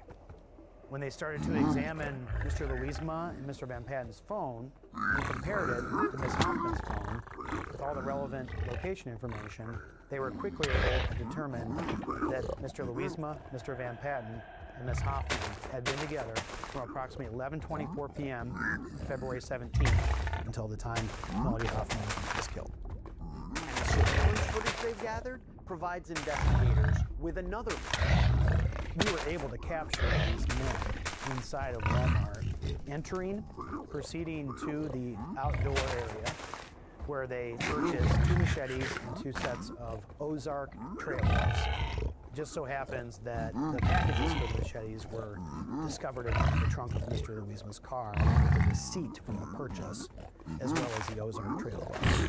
We were able to show these individuals walking, sometimes even smiling, proceeding to collect these items that we believe were in preparation to kidnap and kill Melody Hoffman. After we retrieved the Walmart video, one of the deputies was able to identify Dakota and Logan Kimpton as the other 2 being in the video with McKinley. Investigators discovered that Logan Kimpton is the person who introduced McKinley and Dakota to each other. Logan Kimpton was a cousin of the woman that Mr. Louisma had been dating off and on, and Dakota Van Patten was a friend of Logan Kimpton, so that's how the 2 met. Melody's Apple Watch data also provides investigators with another clue. The loud noise alert that there was I think it's 120 decibels, the phone or her watch picked up. Something loud occurred, whether it was screaming or some kind of loud noise was recorded on her Apple devices at the same time that her heart rate spiked. From that data, investigators were able to determine that Melody Hoffman had experienced an event that had either led to her heart stopping or an event that led to the Apple Watch being removed. When they pieced together the other forensic data in this case, they had determined that Melody Hoffman was not at Lily Lake when this happened. She was at Morgan Creek Park. Okay. So detectives circled back to Dakota Van Patten's alibi, which is that he was at his girlfriend's house the night that Melody was killed. Him admitting that he went to Taya Meyer's place was huge because she was later able to corroborate that he did come over that night, but after Melody was killed, Dakota confessed to her that he had killed Melody along with McKinley. Now, investigators are able to couple all this data they pieced together along with the DNA evidence found on the items in McKinley Louisma's car after he was back in processing. There were several gloves that were found. They were the same gloves that Mr. Van Patten, Mr. Kimpton, and Mr. Louisma were observed at the scene at Walmart. On one of these gloves, the forensic examiners were able to find Melody Hoffman's blood on the outside of the glove. That glove was swabbed on the inside for DNA, and that swab resulted in confirmation that Dakota Van Patten's DNA was inside a glove that had Melody Hoffman's blood on the outside. We also found a partially used roll of duct tape in the console of Mr. Louisma's condom. Dakota Van Patten's DNA was found on the inside of the duct tape roll that had Melody Hoffman's blood on it. These are 2 key pieces of physical evidence that were used to prove Dakota Van Patten's direct involvement in this case. On other key pieces of evidence, and I'm talking about the knife that was discovered in McKinley Louisma's car that had Melody Hoffman's blood on it, the paracord that was used to strangle her, had Melody Hoffman's DNA and 2 other people's DNA on it. And the only 2 people that were with Melody Hoffman when she was killed was Dakota Van Patten and McKinley Louisma. Law enforcement already has a pretty strong case, but why stop now? They obtained a search warrant for the residence that Dakota Van Patten was staying at, and they uncovered even more evidence. Officers found Melody's glasses in the bedroom that Dakota was staying in. In addition to that, there was a machete found in the residence that matched the Ozark Trail style machete, and then also they found a rope in the basement that appeared to match the remaining length of the rope that was found in McKinley's truck. We connected that it was likely the rope that was used to cut off the ligature that strangled Melody. And finally, investigators compare the phone data, and they are able to place Dakota with Melody on the night of her murder without a shadow of a doubt. The one thing he denied up and down was that he was not with Melody, but his phone connected to Melody's phone. That was one of our major provable lies. Dakota was arrested that day on the 21st for murder in the first degree, kidnapping in the first degree, and conspiracy to commit a forcible felony. We also put out a warrant for Logan Kimpton for conspiracy to commit a forcible felony. We partnered with U.S. Marshals to help assist locating Logan, and we were able to arrest him a few days later. Using all this available evidence, investigators pieced together a theory of what happened to Melody the night she was murdered. I wanted to watch Mr. Louisma was communicating with Melody Hoffman, arranging to meet up with her later that night. Mr. Louisma also picked up Dakota Van Patten, and he picked up his other friend, Logan Kimpton. And the 3 of them then proceeded to go to the Walmart where they were captured on video surveillance, purchasing machetes and gloves. They left the Walmart, and the evidence in the case then showed that Mr. Kimpton was dropped back off at his home, but Mr. Van Patten and Mr. Louisma remained together. Melody was picked up approximately 11:25 p.m. by McKinley Louisma and Dakota Van Patten. Around midnight, the nightmare for Melody began, where she was bound, beaten, and then put in the trunk of a car. At that point, the Life 360 on Melody's phone is shut off. From there, they drive out to Lily Pond, an area where McKinley is familiar with, and there Melody is strangled, stabbed, slashed, and killed. After Melody was killed, Dakota and McKinley drive back to the Cedar Rapids area. They stop at a local Quick Star, use the restroom, and then come to the front desk and buy cigars in apparent celebration of what they did. Investigators believe that McKinley's motive to kill Melody was possibly that Nakia had given an ultimatum to McKinley since they had a child on the way. It had to be either her or Melody.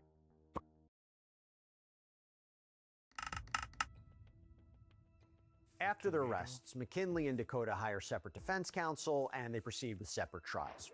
First up is McKinley Louisma, on trial for kidnapping, conspiracy to commit forcible homicide, and first-degree murder of Melody Hoffman. Depraved, dehumanizing, defies reason. The evidence in this case will show that the defendant's actions, along with his accomplice, Dakota Van Patten, on February 17th into February 18th, 2024, were depraved. The evidence in this case will show that they kidnapped, killed, and mutilated Melody Hoffman in a manner that can be described as nothing less than dehumanizing. But the defense attorney for McKinley puts all the blame for the murder of Melody on Dakota Van Patten. The state says frequently they. But there was no plan. There was no agreement. They were not acting in concert.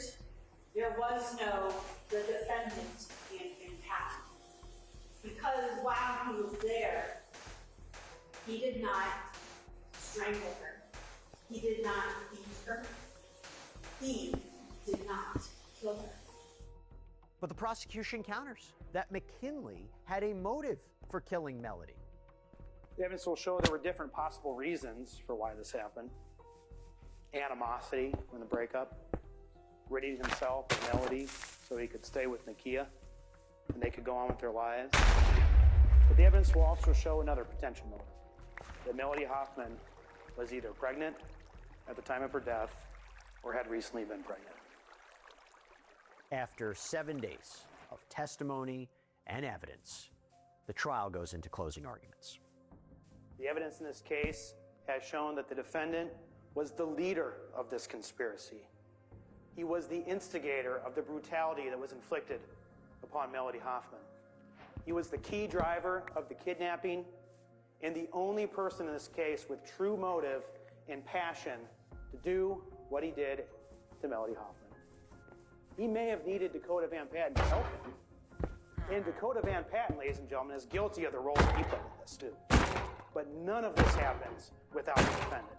None of it. The evidence has shown in this case that the defendant and Dakota Van Patten worked in concert together from the time they walked into Walmart to buy the machetes and gloves to the time they went into Quick Star and got some celebratory cigars. Let's talk about Dakota Van Patten. Dakota Van Patten was not ashamed of what he had done. He flaunted it. He confessed his crime to someone else within hours of committing it. Dakota Van Patten's DNA is found on the inside of glove 2, Melody Hoffman's glasses, and the used roll of duct tape. You decide the facts in this case. What are you firmly convinced of? And once you do that, you'll return 3 verdicts of not guilty. Thank you. The jury goes back to deliberate, and after just 2 hours, they come back with their verdict. In the matter captioned State of Iowa versus McKinley Louisma, count 1, we, the jury, find the defendant guilty of murder in the first degree. Count 2, we, the jury, find the defendant guilty of kidnapping in the first degree. Count 3, we, the jury, find the defendant guilty of conspiracy to commit a forcible felony. Signed by the foreperson.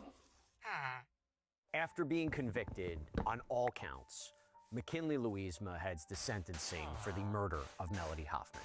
And this is where Megan, Melody's mom, finally gets to address McKinley directly. You with the wrong mama. You messed with the wrong family. I'm sorry you never felt like you fit in to our family. I now know you could never fit into a caring, loving, supportive family. All Melody wanted to do was to care for you and support you. She begged me to let you stay with us so you wouldn't have to sleep in your car during the winter. Every meal you eat, every time you lay down on the bed provided for you, Melody is still providing for you. She will provide those bars you now live behind for the rest of your life. Before the judge hands down his sentence, he also has a few words for McKinley. Sir, your offenses are obviously devastating to Melody Hoffman's family, but they also undercut really the safety and feelings of security for the entire community. A sentence of life in prison with no possibility of parole is the appropriate sentence for these crimes, and they're necessary for the protection of the community. On September 17th, 2025, the trial of Dakota Van Patten begins. Ladies and gentlemen of the jury, premeditation, execution, celebration.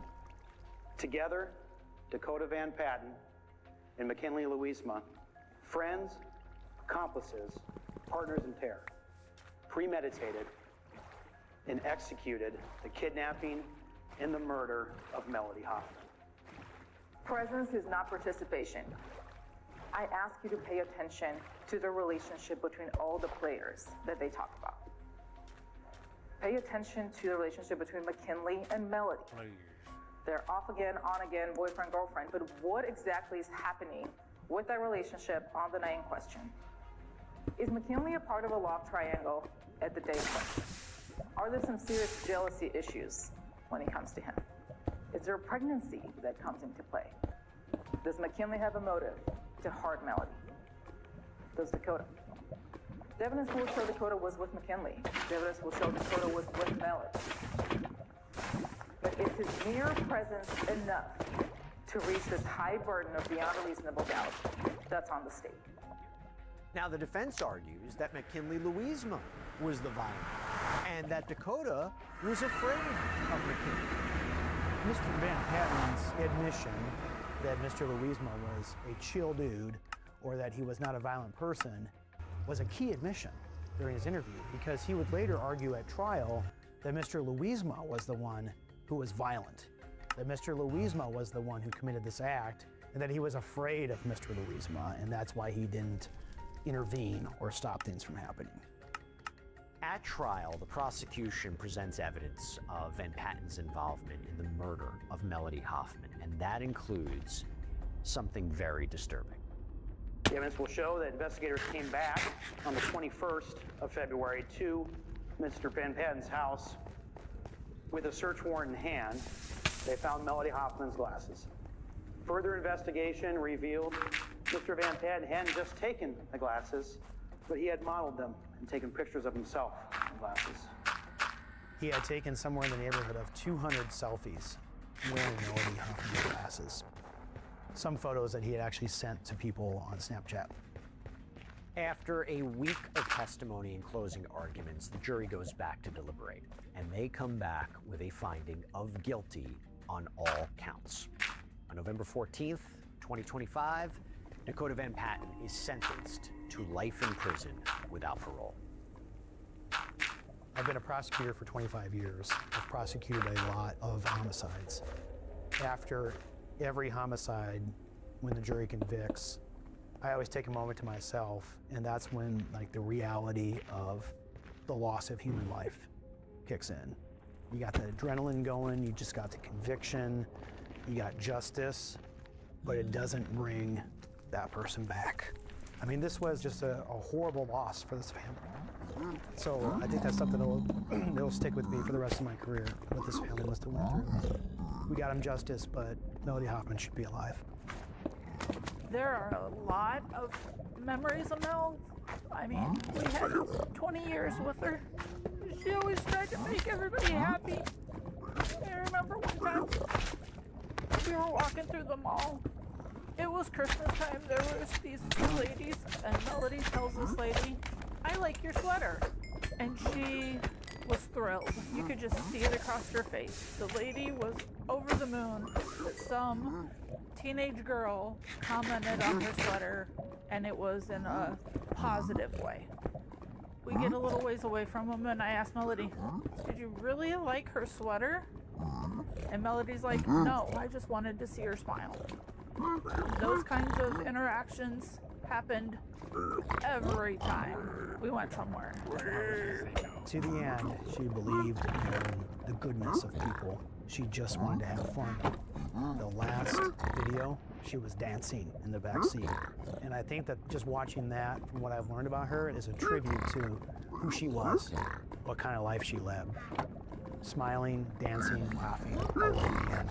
It's truly devastating what happened to her and the loss that the family will feel. We need more people like Melody Hoffman in the world. And she was taken away.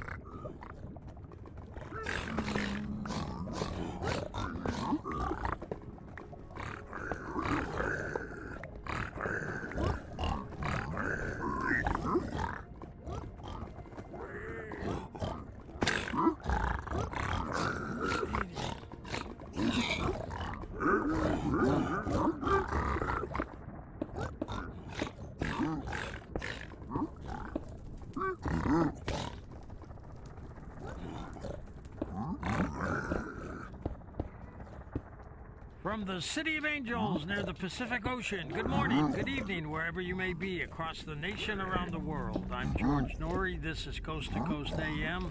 Later tonight, Planet X, Giants, and the Riddle of the Sphinx. We've got it all for you tonight. Here's what's happening. President Donald Trump claimed that the U.S. just made a great settlement of the war with Iran, subject to the finalization of documents. The president said he expects a signing to occur over the next few days, repeating similar claims he has made numerous times over the course of this war. The Strait of Hormuz, the vital oil shipping route that has become a major choke point during the war, will be reopened as soon as the deal is signed. But the Iranians say no deal yet. Here's Tom Danheiser with more. It's confusing, Tommy. Well, it is. Well, U.S. President Donald Trump has claimed that a deal with Iran is nearly complete and could be signed in Europe as soon as this weekend, raising hopes of a breakthrough after months of military tensions, diplomatic standoffs, and fears of a wider regional conflict. Speaking to reporters at the Oval Office, Mr. Trump said Vice President J.D. Vance is expected to attend the signing ceremony in Europe and suggested that negotiations had reached their final stage. The U.S. President later declared during a tele-rally that the United States had effectively ended the war with Iran, claiming Tehran had agreed never to possess nuclear weapons. President Trump said the agreement goes beyond preventing Iran from developing nuclear weapons and would also prevent Tehran from purchasing them. He described the provision as a key U.S. demand that was added during the negotiations. The president also revealed that he had spoken with leaders from Qatar, the UAE, Saudi Arabia, Bahrain, Kuwait, and Pakistan as diplomatic efforts intensified. However, Iranian officials have disputed reports that a final agreement has been reached. Foreign Ministry spokesperson Esmail Baghaei said suggestions of a completed deal were merely speculation and insisted that Tehran has not yet taken a final decision. Iran also confirmed that Qatar and Pakistan remain actively engaged as mediators between the two sides. Meanwhile, Iran has declared the Strait of Hormuz completely closed to all commercial shipping and oil tankers, threatening to target any vessel that attempts to pass. The military directive came in response to fresh U.S. airstrikes against Iran military targets, despite Iran's closure declaration. The U.S. military confirms that some maritime traffic is still pushing through the waterway. Thank you, Tom. Iran better come to the bargaining table. A study of 2,044 older adults in Japan found that lower blood vitamin C levels were linked to less brain tissue and weaker structural network patterns, even after accounting for age, diabetes, smoking, and other lifestyle factors. Researchers scanned participants' brains using MRI and measured vitamin C directly from blood samples, not dietary estimates, making the findings more reliable than most prior nutrition and brain studies. Vitamin C was linked to all three clusters of the brain's default mode network, a system tied to memory, self-awareness, and cognitive function that is often disrupted in Alzheimer's disease and depression. Take your vitamin C. Pet food recall has been expanded in the U.S. to include a product with a potential vitamin deficiency which could affect neurological functions in cats and dogs. According to a notice from the FDA, Go Raw, the company, is expanding a voluntary recall originally issued in February to include an additional lot of Steve's Real Food chicken recipe fried that has potentially low levels of thiamine, also known as vitamin B1. Let's check in with food safety coach Jeff Nelkin. Jeff, I'm pushing you into the pet industry now. You're right. You know, this the thiamine and the deficiency, the B1 that you were talking about, over a period of time results in neurological dysfunction. So if you have pets that have been on this product for a while and you notice any mobility issues, they're falling a lot, they're having maybe slight seizures or signs of weakness, they certainly should bring their pets to the vet for a quick review. And for those of you that want to speak to the company directly, you can reach them at 801-432-7478. And if you want to email them, cs@gorawllc.com. You can email them and ask them any questions about concerns you might have, but they're going to replace any of the product that you have on hand. Super, thank you, Jeff. Jeff's website, NelkinFoodSafetyCoach.com.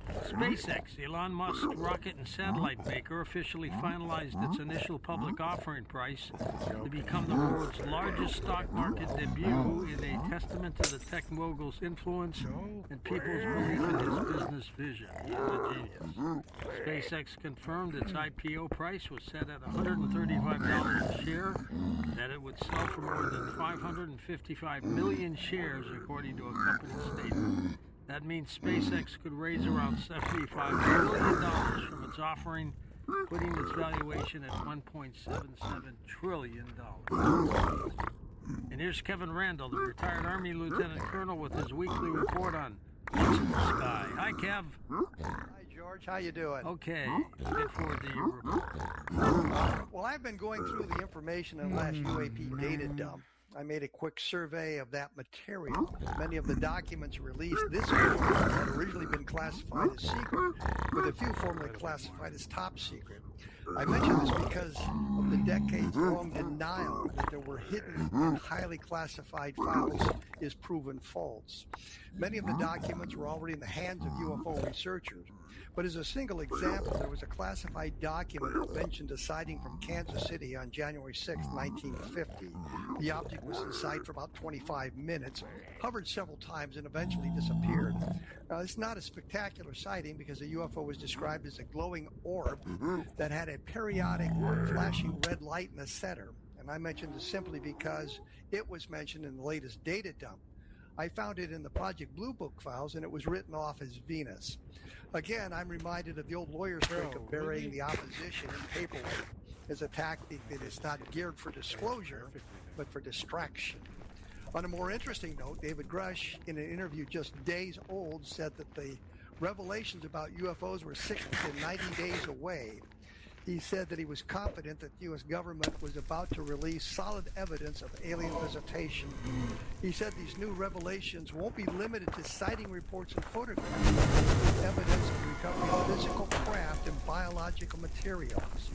As I've reported in the last few weeks, there are hints from some unplaced but unidentified sources that President Trump's speech on the topic has already been prepared and will be given in July.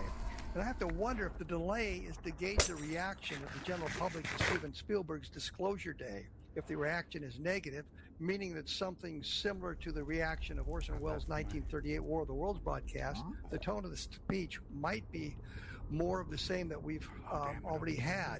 Sightings that are interesting but have no obvious explanation. Sightings that could be misidentifications but don't lead to the alien visitation. Grush is basing his statements on what he'd been told by insiders. We have, over the last several months, learned the names of some of them, such as Christopher Mellon and Eric Davis. I posted a list of 12 to 13 crash retrievals from my blog months ago. This was based on things that Grush had said, some of the contacts and rumors of other crashes that he knew about. Of course, we only need reference or evidence from one of those to prove the case. I also note here that Grush suggested full disclosure would result in a paradigm shift in our worldview. There could be severe negative consequences of such a revelation, which might cause caution on the part of those who hold that information. And I would think that if people took a moment to think this through, they would realize we've been dealing with this for 3/4 of a century and has not affected our lives. Learning that some UFOs are alien craft doesn't change that. They have not attempted to make contact with or interfere with our world. The revelation that some UFOs are alien craft will not change any of that. In other words, there should be no panic. This has been the excuse for withholding the data, but does not work in the world today. We'll just have to wait for the president's speech to see what it says. That's what we have tonight. All right, my friend, we'll talk to you next week. In a moment, Stephen C. Meyer joins us. The doctor is going to talk about the return of the God hypothesis. His film, The Story of Everything, in just a moment on Coast to Coast AM. And welcome back to Coast. George Noory with you. Dr. Stephen Meyer back with us, director of the Center for Science and Culture at the Discovery Institute in Seattle, Washington.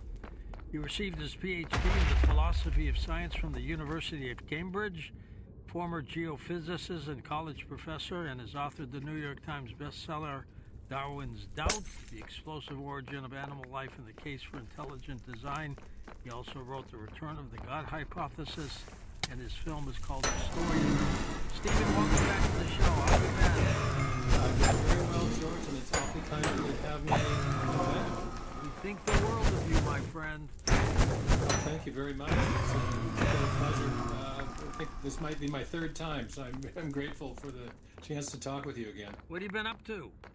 Well, we've had a good run with this film you just mentioned. It was we were offered a 7-night opening, and the film was held over for an additional week in theaters, and then an additional week beyond that, and then just today we've had it open on Amazon Prime for streaming release. So I've been doing a lot of interviews telling people about the film, and we've gotten a very good response so far. It's one of the few films out there, Stephen, that tries to explain how this all started.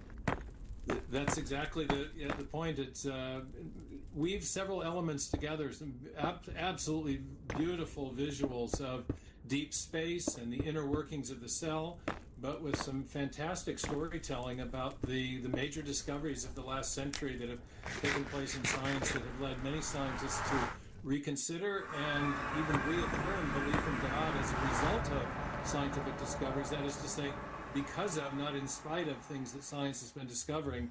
And I think the third element is that there's a kind of very persuasive testimony from leading scientists that gives the film not only a good story, but also a kind of persuasive argument. So you've got visuals, argumentation, and story all woven together, I think, very nicely. The producers did a fantastic job.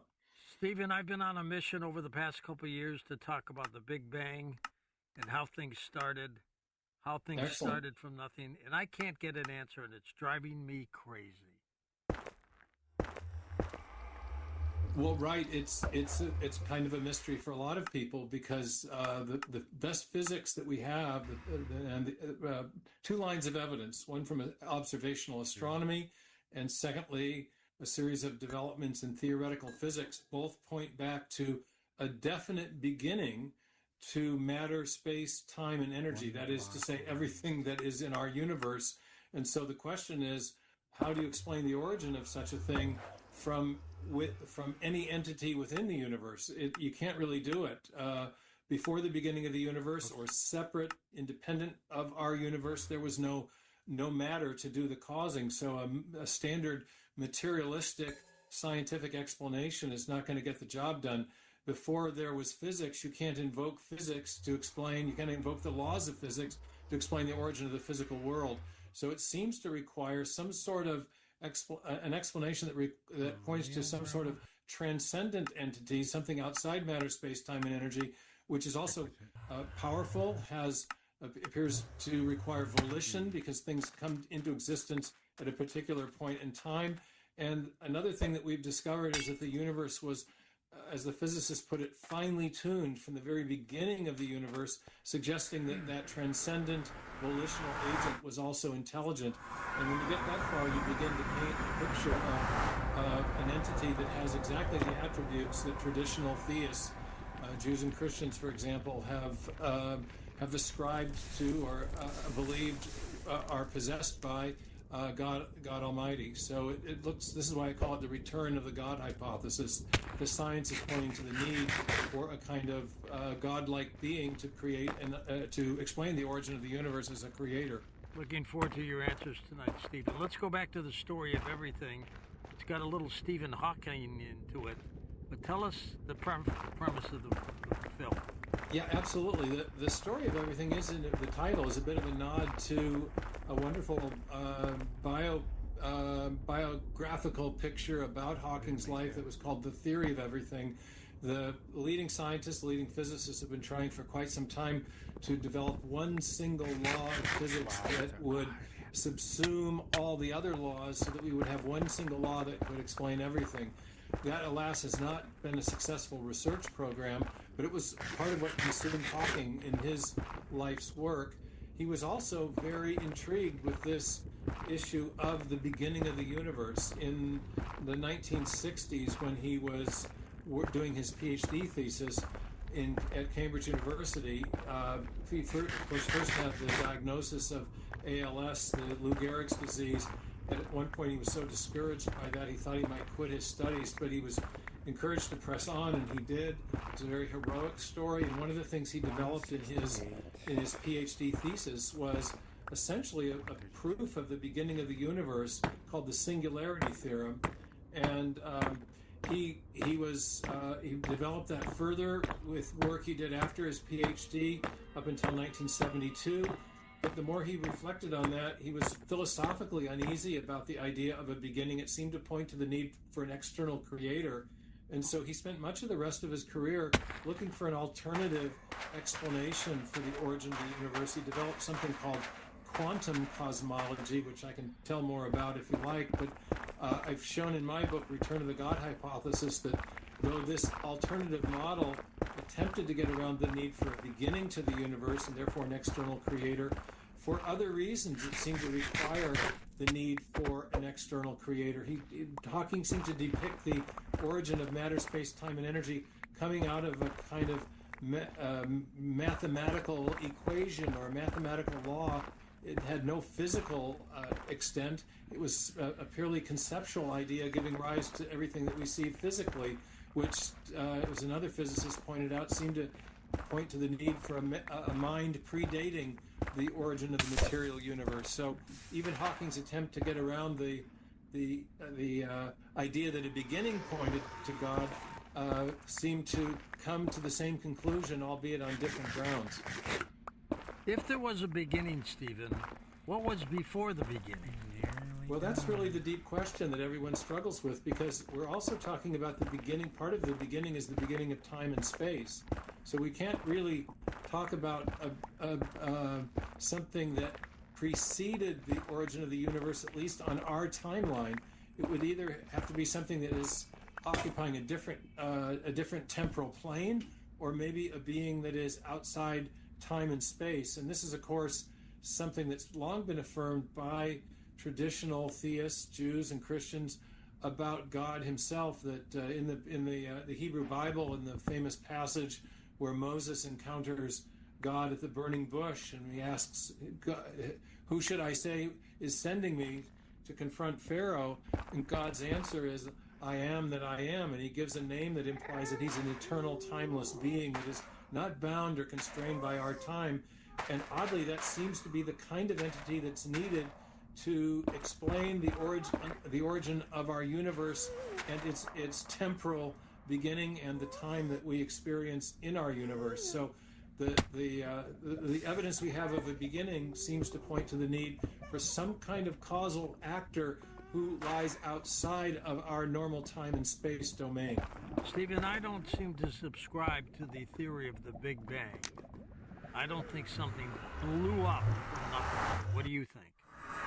Well, I think the evidence is pretty strong that there was a temporal beginning to the universe and that our universe has been expanding outward. I think one thing that is something that is a confusing thing to a lot of people in the way scientists talk, they think that the scientists are saying that the Big Bang caused the origin of the universe, when in fact, when scientists talk about the Big Bang, they're really talking about not the first cause, but the first effect, namely that there was a first effect, there was a beginning, and that requires then something beyond the material universe to explain that temporal origin. So the Big Bang itself as a term was coined by an astrophysicist named Sir Fred Hoyle, who was a very strident scientific atheist early in his career. And he coined the term Big Bang to stigmatize the idea that the universe had a beginning. And the term ended up sticking. And I think it's created a lot of confusion for some people, and maybe is some of the reason that some people reject the idea. But I think the core idea that the universe had a beginning is well attested by a number of lines of evidence in observational astronomy, as well as developments in theoretical physics. We'll be back in a moment with Stephen Meyer. His book is called Return of the God Hypothesis. His film is called The Story of Everything. We'll take calls with him next hour on Coast to Coast. Fascinating subject. Back in a moment on Coast to Coast. Welcome back, George Noory with Dr. Stephen Meyer. Stephen, in your book, Return of the God Hypothesis, you have basically convinced everybody that there is indeed intelligent design, haven't you?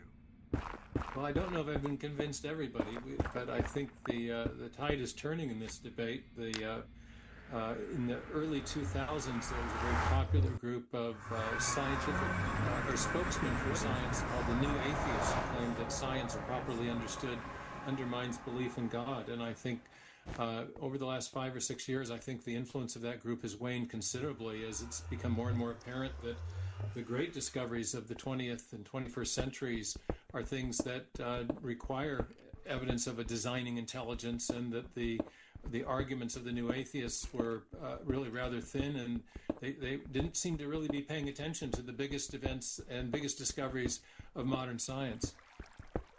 Did your work convince you about intelligent design, or did you already believe that?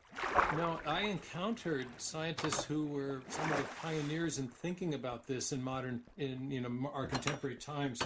I attended a conference early in my career where there was a discussion of the origin of the universe and the origin of life, and the discussion was conducted by leading scientists in each case that had different points of view on that. Some of them were inclined toward a theistic view, others were inclined toward a more materialistic atheistic view.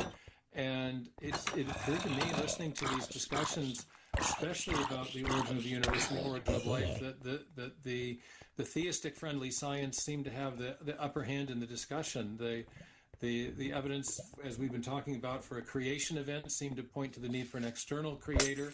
The evidence for the fine-tuning of the universe seemed to point to a transcendent fine-tuner. And the thing that impressed me most was the evidence that the biologists were talking about, the discoveries that have been made about the inner workings of the cell. In Darwin's time, scientists thought that the interior of the cell was, as one scientist put it, a simple homogeneous globule of plasm. We thought of the simplest unit of life as a kind of enclosure of jello or goo, and what we've since found is that inside even the tiny recesses of the living cell, we have an exquisite realm of digital technology, information encoded in the DNA molecule and other similar molecules, and also little tiny miniature machines processing that information and expressing it in other machines. So you have something like a hierarchically organized information storage, transmission, and processing system inside every living cell of every living organism. Bill Gates, the software mogul, has said that DNA is like a software program, but much more complex than any we've ever devised, suggesting that there needed to be a master programmer for life. Whenever we see information, especially in a digital or alphabetical form, we always know that it has come from a prior intelligence, whether we're talking about computer code or a paragraph in a book or a hieroglyphic inscription or information being transmitted across a radio signal. Information is a mind product, and so the discovery of information at the foundation of life inside the tiny recesses of living cells points to the need for a prior master programmer or designing intelligence having played a role in the origin of life. And I think that's one of the key arguments that was persuading many people that there was an intelligent designer behind life. And so, yes, I do think that there's been a shift in the perception of the relationship between science and religious belief, in part because there is this powerful evidence of intelligent design that we're seeing in life and in the universe. Stephen, wasn't the astrophysicist Fred Hoyle an atheist? He was. He started his career as a rather strident atheist, and actually there is a famous quote where he says, people are looking for something to give them comfort, and so when people like me come along and say that there's no evidence of God whatsoever, they get very upset. And but then he later changed his own mind about his scientific atheism. He discovered something called the fine-tuning of the fundamental parameters of physics that are necessary to account for the abundance of carbon and other large elements that are necessary for life. And there were so many of these parameters that had to be so exquisitely finely tuned. The collective probability of them was extremely small. And he finally came to the view that fine-tuning pointed to a fine-tuner. He was quoted as saying that a common sense interpretation of the evidence suggests that a super intellect, as he put it, has monkeyed with physics and chemistry, and that there are no blind forces to speak of in producing life. So, he had a major change of mind. And in the film, this is one of the things that I think makes the storytelling so compelling, is that the film looks at three great discoveries that have larger implications that are friendly to what I call the God hypothesis, theistic implications. They point to a transcendent, intelligent creator. And in each of the acts in the film, the one that addresses the discovery of the beginning of the universe, the one that addresses the discovery of the fine-tuning of the universe, and in the act that addresses the discovery of the digital code inside living cells. We tell the story of scientists who have changed their mind about these big philosophical or religious or worldview questions. Many scientists who started out as atheists, started out implacably opposed to the evidence for a beginning or the idea that there was evidence of design, and who changed their minds. And I think that's what's made the history of the last 100 years in science so interesting, is that most scientists at the beginning of the 20th century started out as pretty strident materialists or atheists, and many have had a change of mind because of, again, not in spite of the evidence. I've come to the conclusion, Stephen, that there's got to be some intelligent design behind this. There's just no way this is an accident. It's too orderly. It's too put together. Well, exactly. You have the beautiful order of the cosmos. Sir Isaac Newton said of our solar system, just speaking of that in a portion of his work called the General Scholium to the Principia. It was his famous theological epilogue, arguably one of the greatest works of physics ever written. And he said this most beautiful system of sun, planets, and comets could only proceed from the counsel of an intelligent and powerful being with a capital B. So you're not alone in that conclusion. Sir Isaac Newton agreed with you and expressed that in one of the greatest works of science. The big question, Stephen, is how did the intelligent design start? How and when, I suppose. We have a pretty good idea of when, as far as seeing the history of the cosmos. When we've been talking about the evidence for a beginning, astronomers and astrophysicists have been able to date that beginning a very long time ago. We have a pretty good idea of when life arose. It's a little, the how question, we can see that an intelligent designer needed to be active to produce information. We know that the information and the kind of information we have in living cells is the same kind that always leads us to conclude there was a designing intelligence at work. It's very much like the digital code and software, the information that's stored in the DNA. But we don't know exactly how it was done, in the same way that we don't really know how our own creative intelligence works to produce software or a written text or a sonata or a beautiful poem. We can see the effects of intelligence without really knowing how mind interfaces with matter.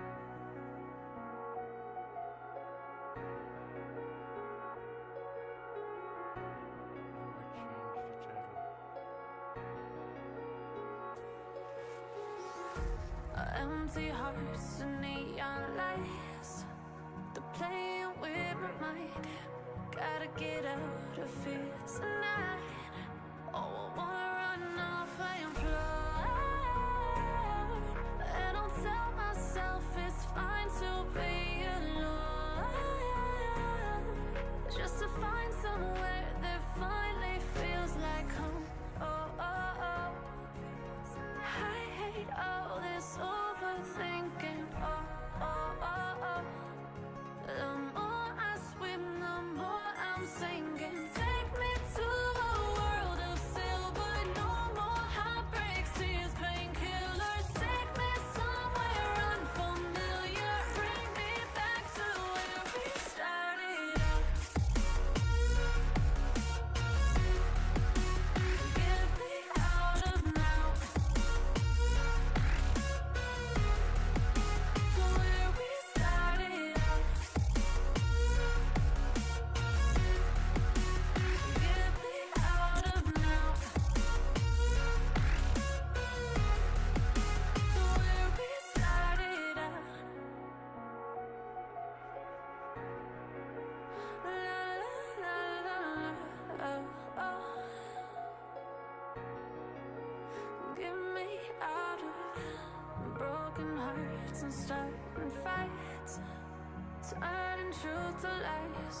Gotta get up, stop wasting time. Yeah, I wanna run off and fly, and I'll tell myself it's fine to be alone,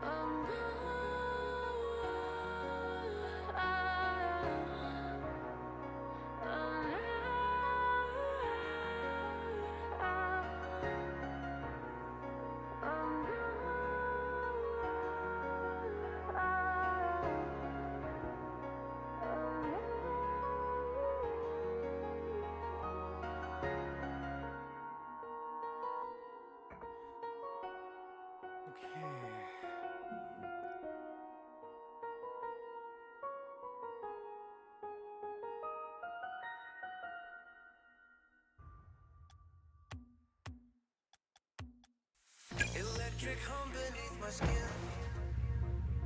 Circuits dance where dreams begin. Pulses racing on the track. Techno heart will turn it back. Get lost inside the beat tonight. Wires sparking neon light. Electric fire deep inside. Tech house vibes we ignite.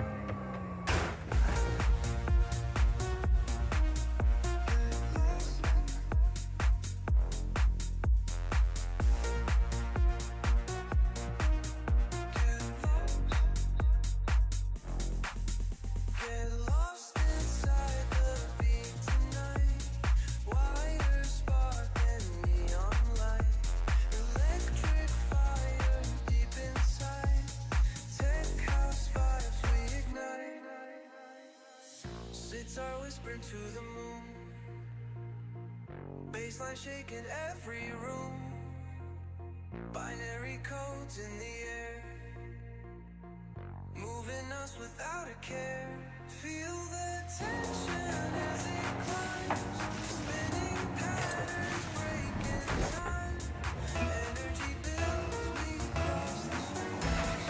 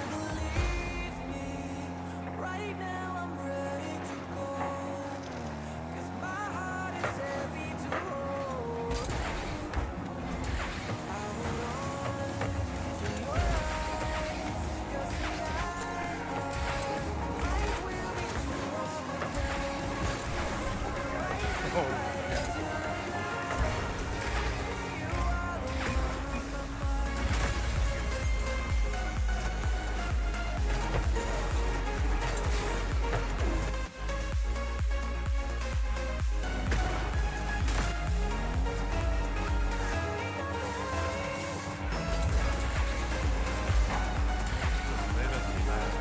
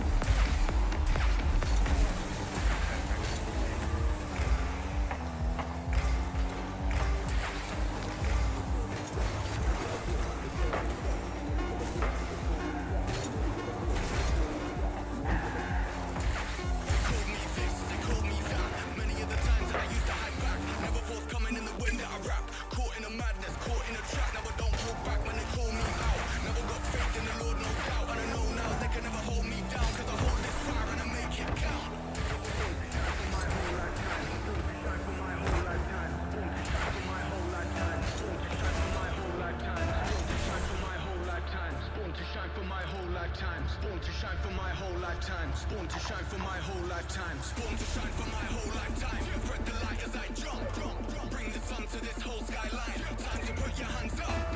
Born to shine for my whole lifetime. Spread the light as I jump. Bring the sun to this whole skyline. Time to put your hands up.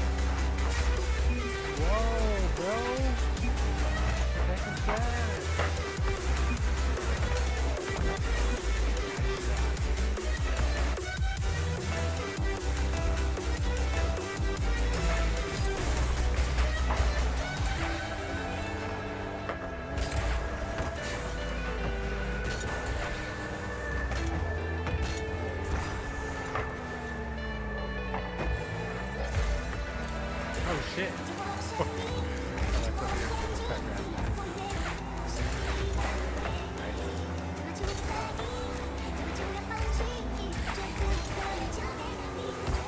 My bad, Rap.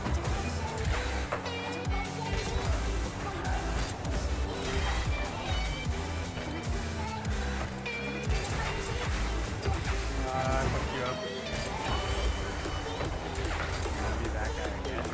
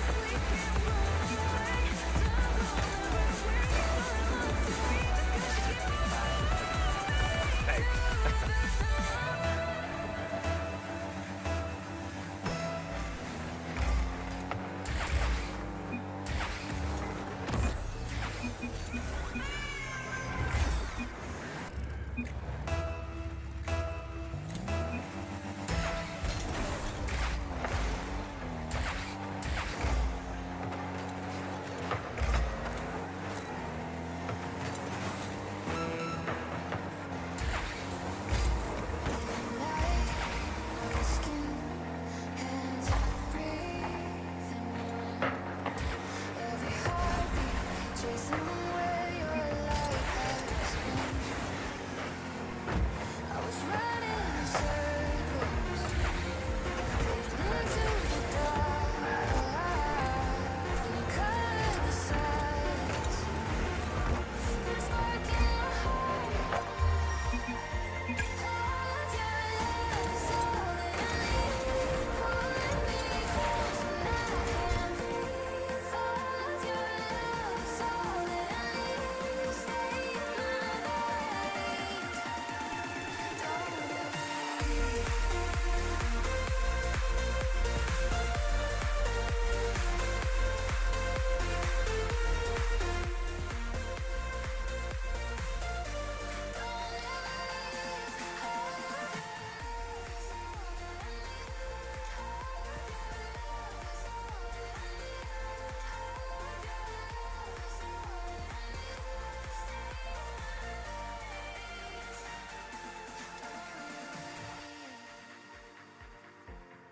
Don't lost thoughts, you alive. Have you ever seen a controller overlay and you obviously I'm using a PlayStation 5 and there are currently no PlayStation 5 controllers, but you can choose PlayStation 4 or anything else like that. So once you have everything set up, all you need to do is click on the hamburger menu on the top left and then go into generate URL over here. Once you click on generate URL, it's going to pop up with this thing right over here. So you need to choose your skin, the one you want to have as an overlay. So the one that we just changed, you can click over here and then choose either Xbox One, 360, PlayStation. I'll choose PlayStation 4 just for this purpose of this video. And then everything else, keep it as default. Once you've done that, you click on this URL over here, click once. It's going to copy it to your clipboard and then you can paste it in as a browser source in OBS. Once you open up OBS, you're going to see this screen right over here. It's going to show you the sources. You right click on the source, you click on add, and then you go into the browser source. You click on the browser source, you can name it controller overlay, for example, and then click on OK. And now you change this URL to the URL that you copied. So you click on that, you click on OK, and you have your controller set up right over here. As you can see, it says disconnected, but if we press one button, it's going to show it up. And when you open it up, I said this is extremely easy to set up. In this video, I'll show you how to set up, turn on your controller, and once you do that, it will show up right here. So you can do it wirelessly like me, or you can plug it in wired and it's going to work just fine. So if you turn it on, this message will disappear in the bottom, but you will see this, currently viewing none. So you need to click on none and choose player 1, and then you'll see the controller show up right over here. So no matter what I change, it's also going to change it on the screen. If you don't want the Xbox One controller, all you need to do is click on the Xbox button and choose Xbox 360 or PlayStation 3.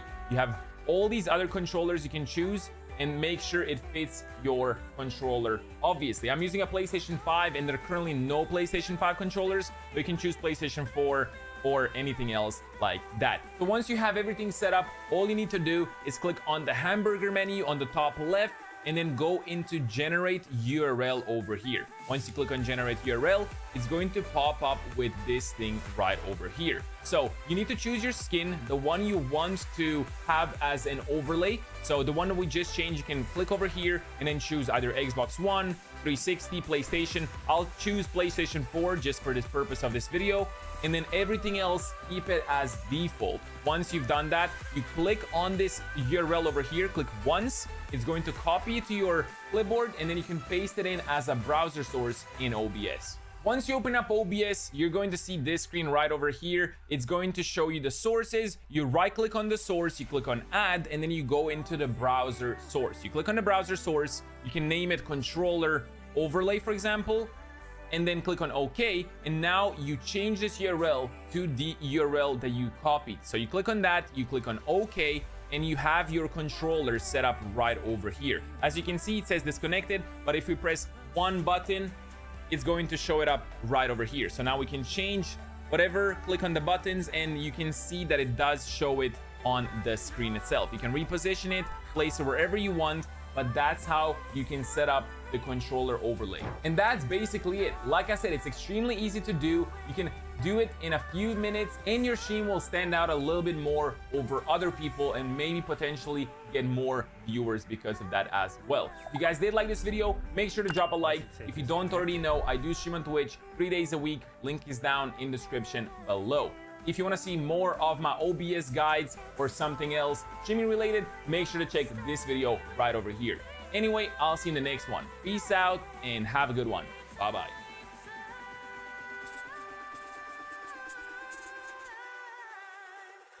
What the heck is going on, boys and girls? My name is No Mercy Merc, and I've been watching a lot of smaller streamers on Twitch lately.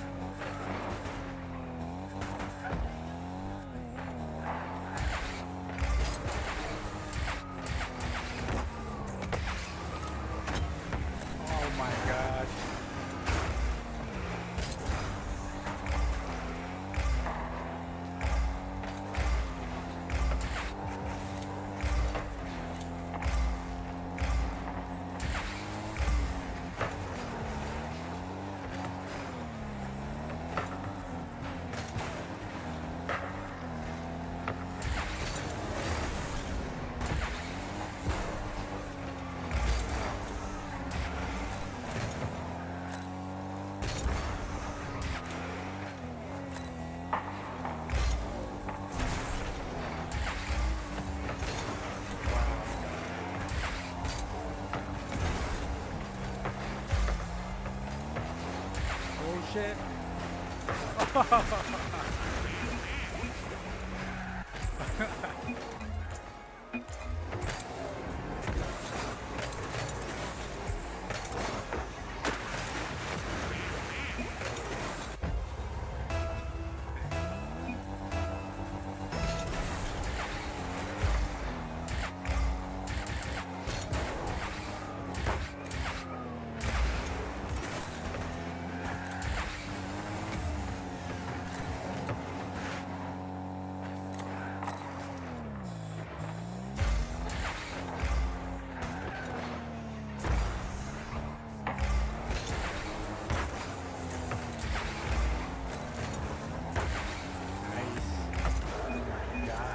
Placement. This guy's not messing around. Top Chad.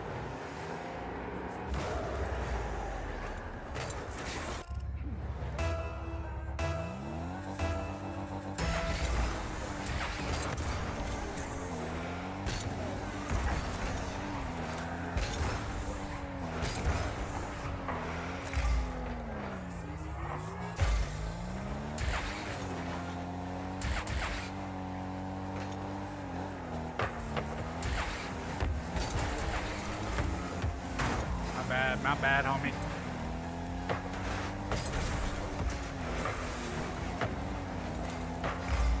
Every little thing.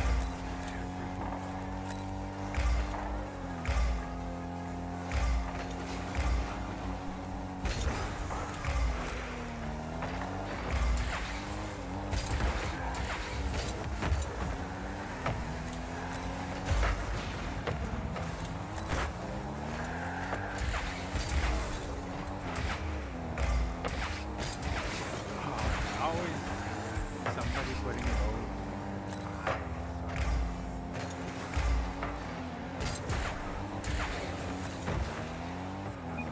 Oh, what a save!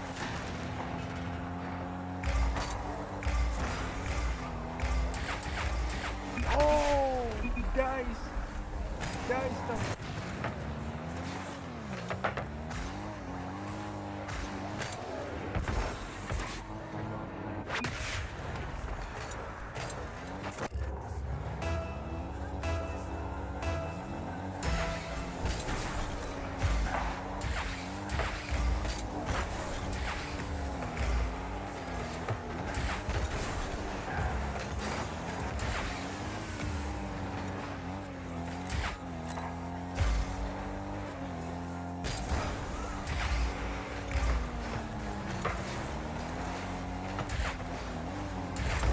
Nice.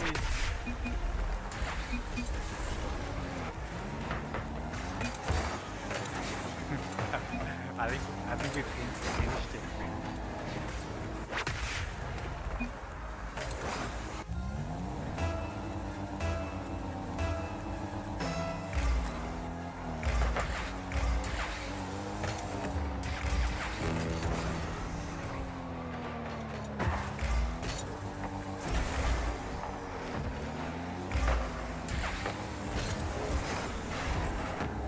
How you, bro?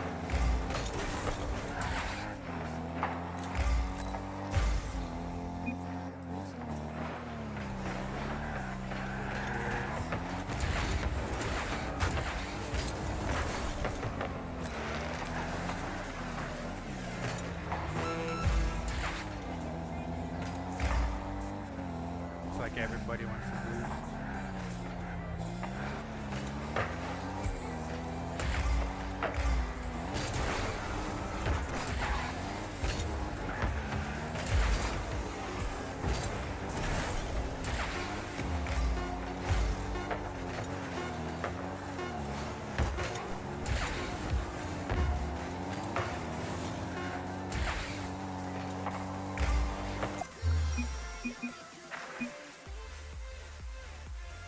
Bro, my bro. If there's a better spot for this control opening.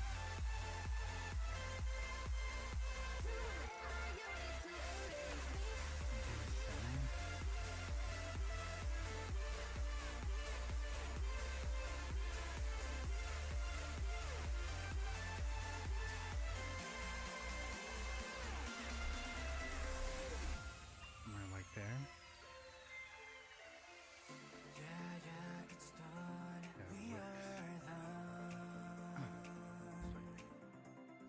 Trust you no more, can follow you no more. Nice.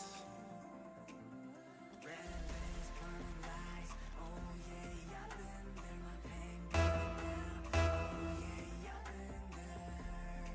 You know I did it for you. I did it for you, girl.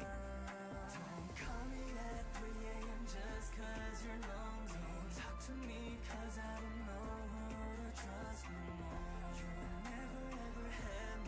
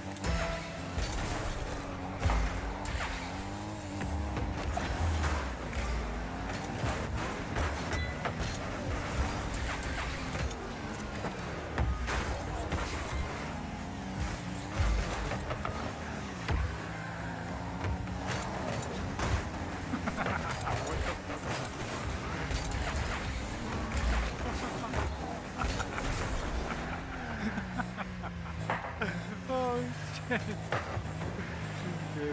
so dumb.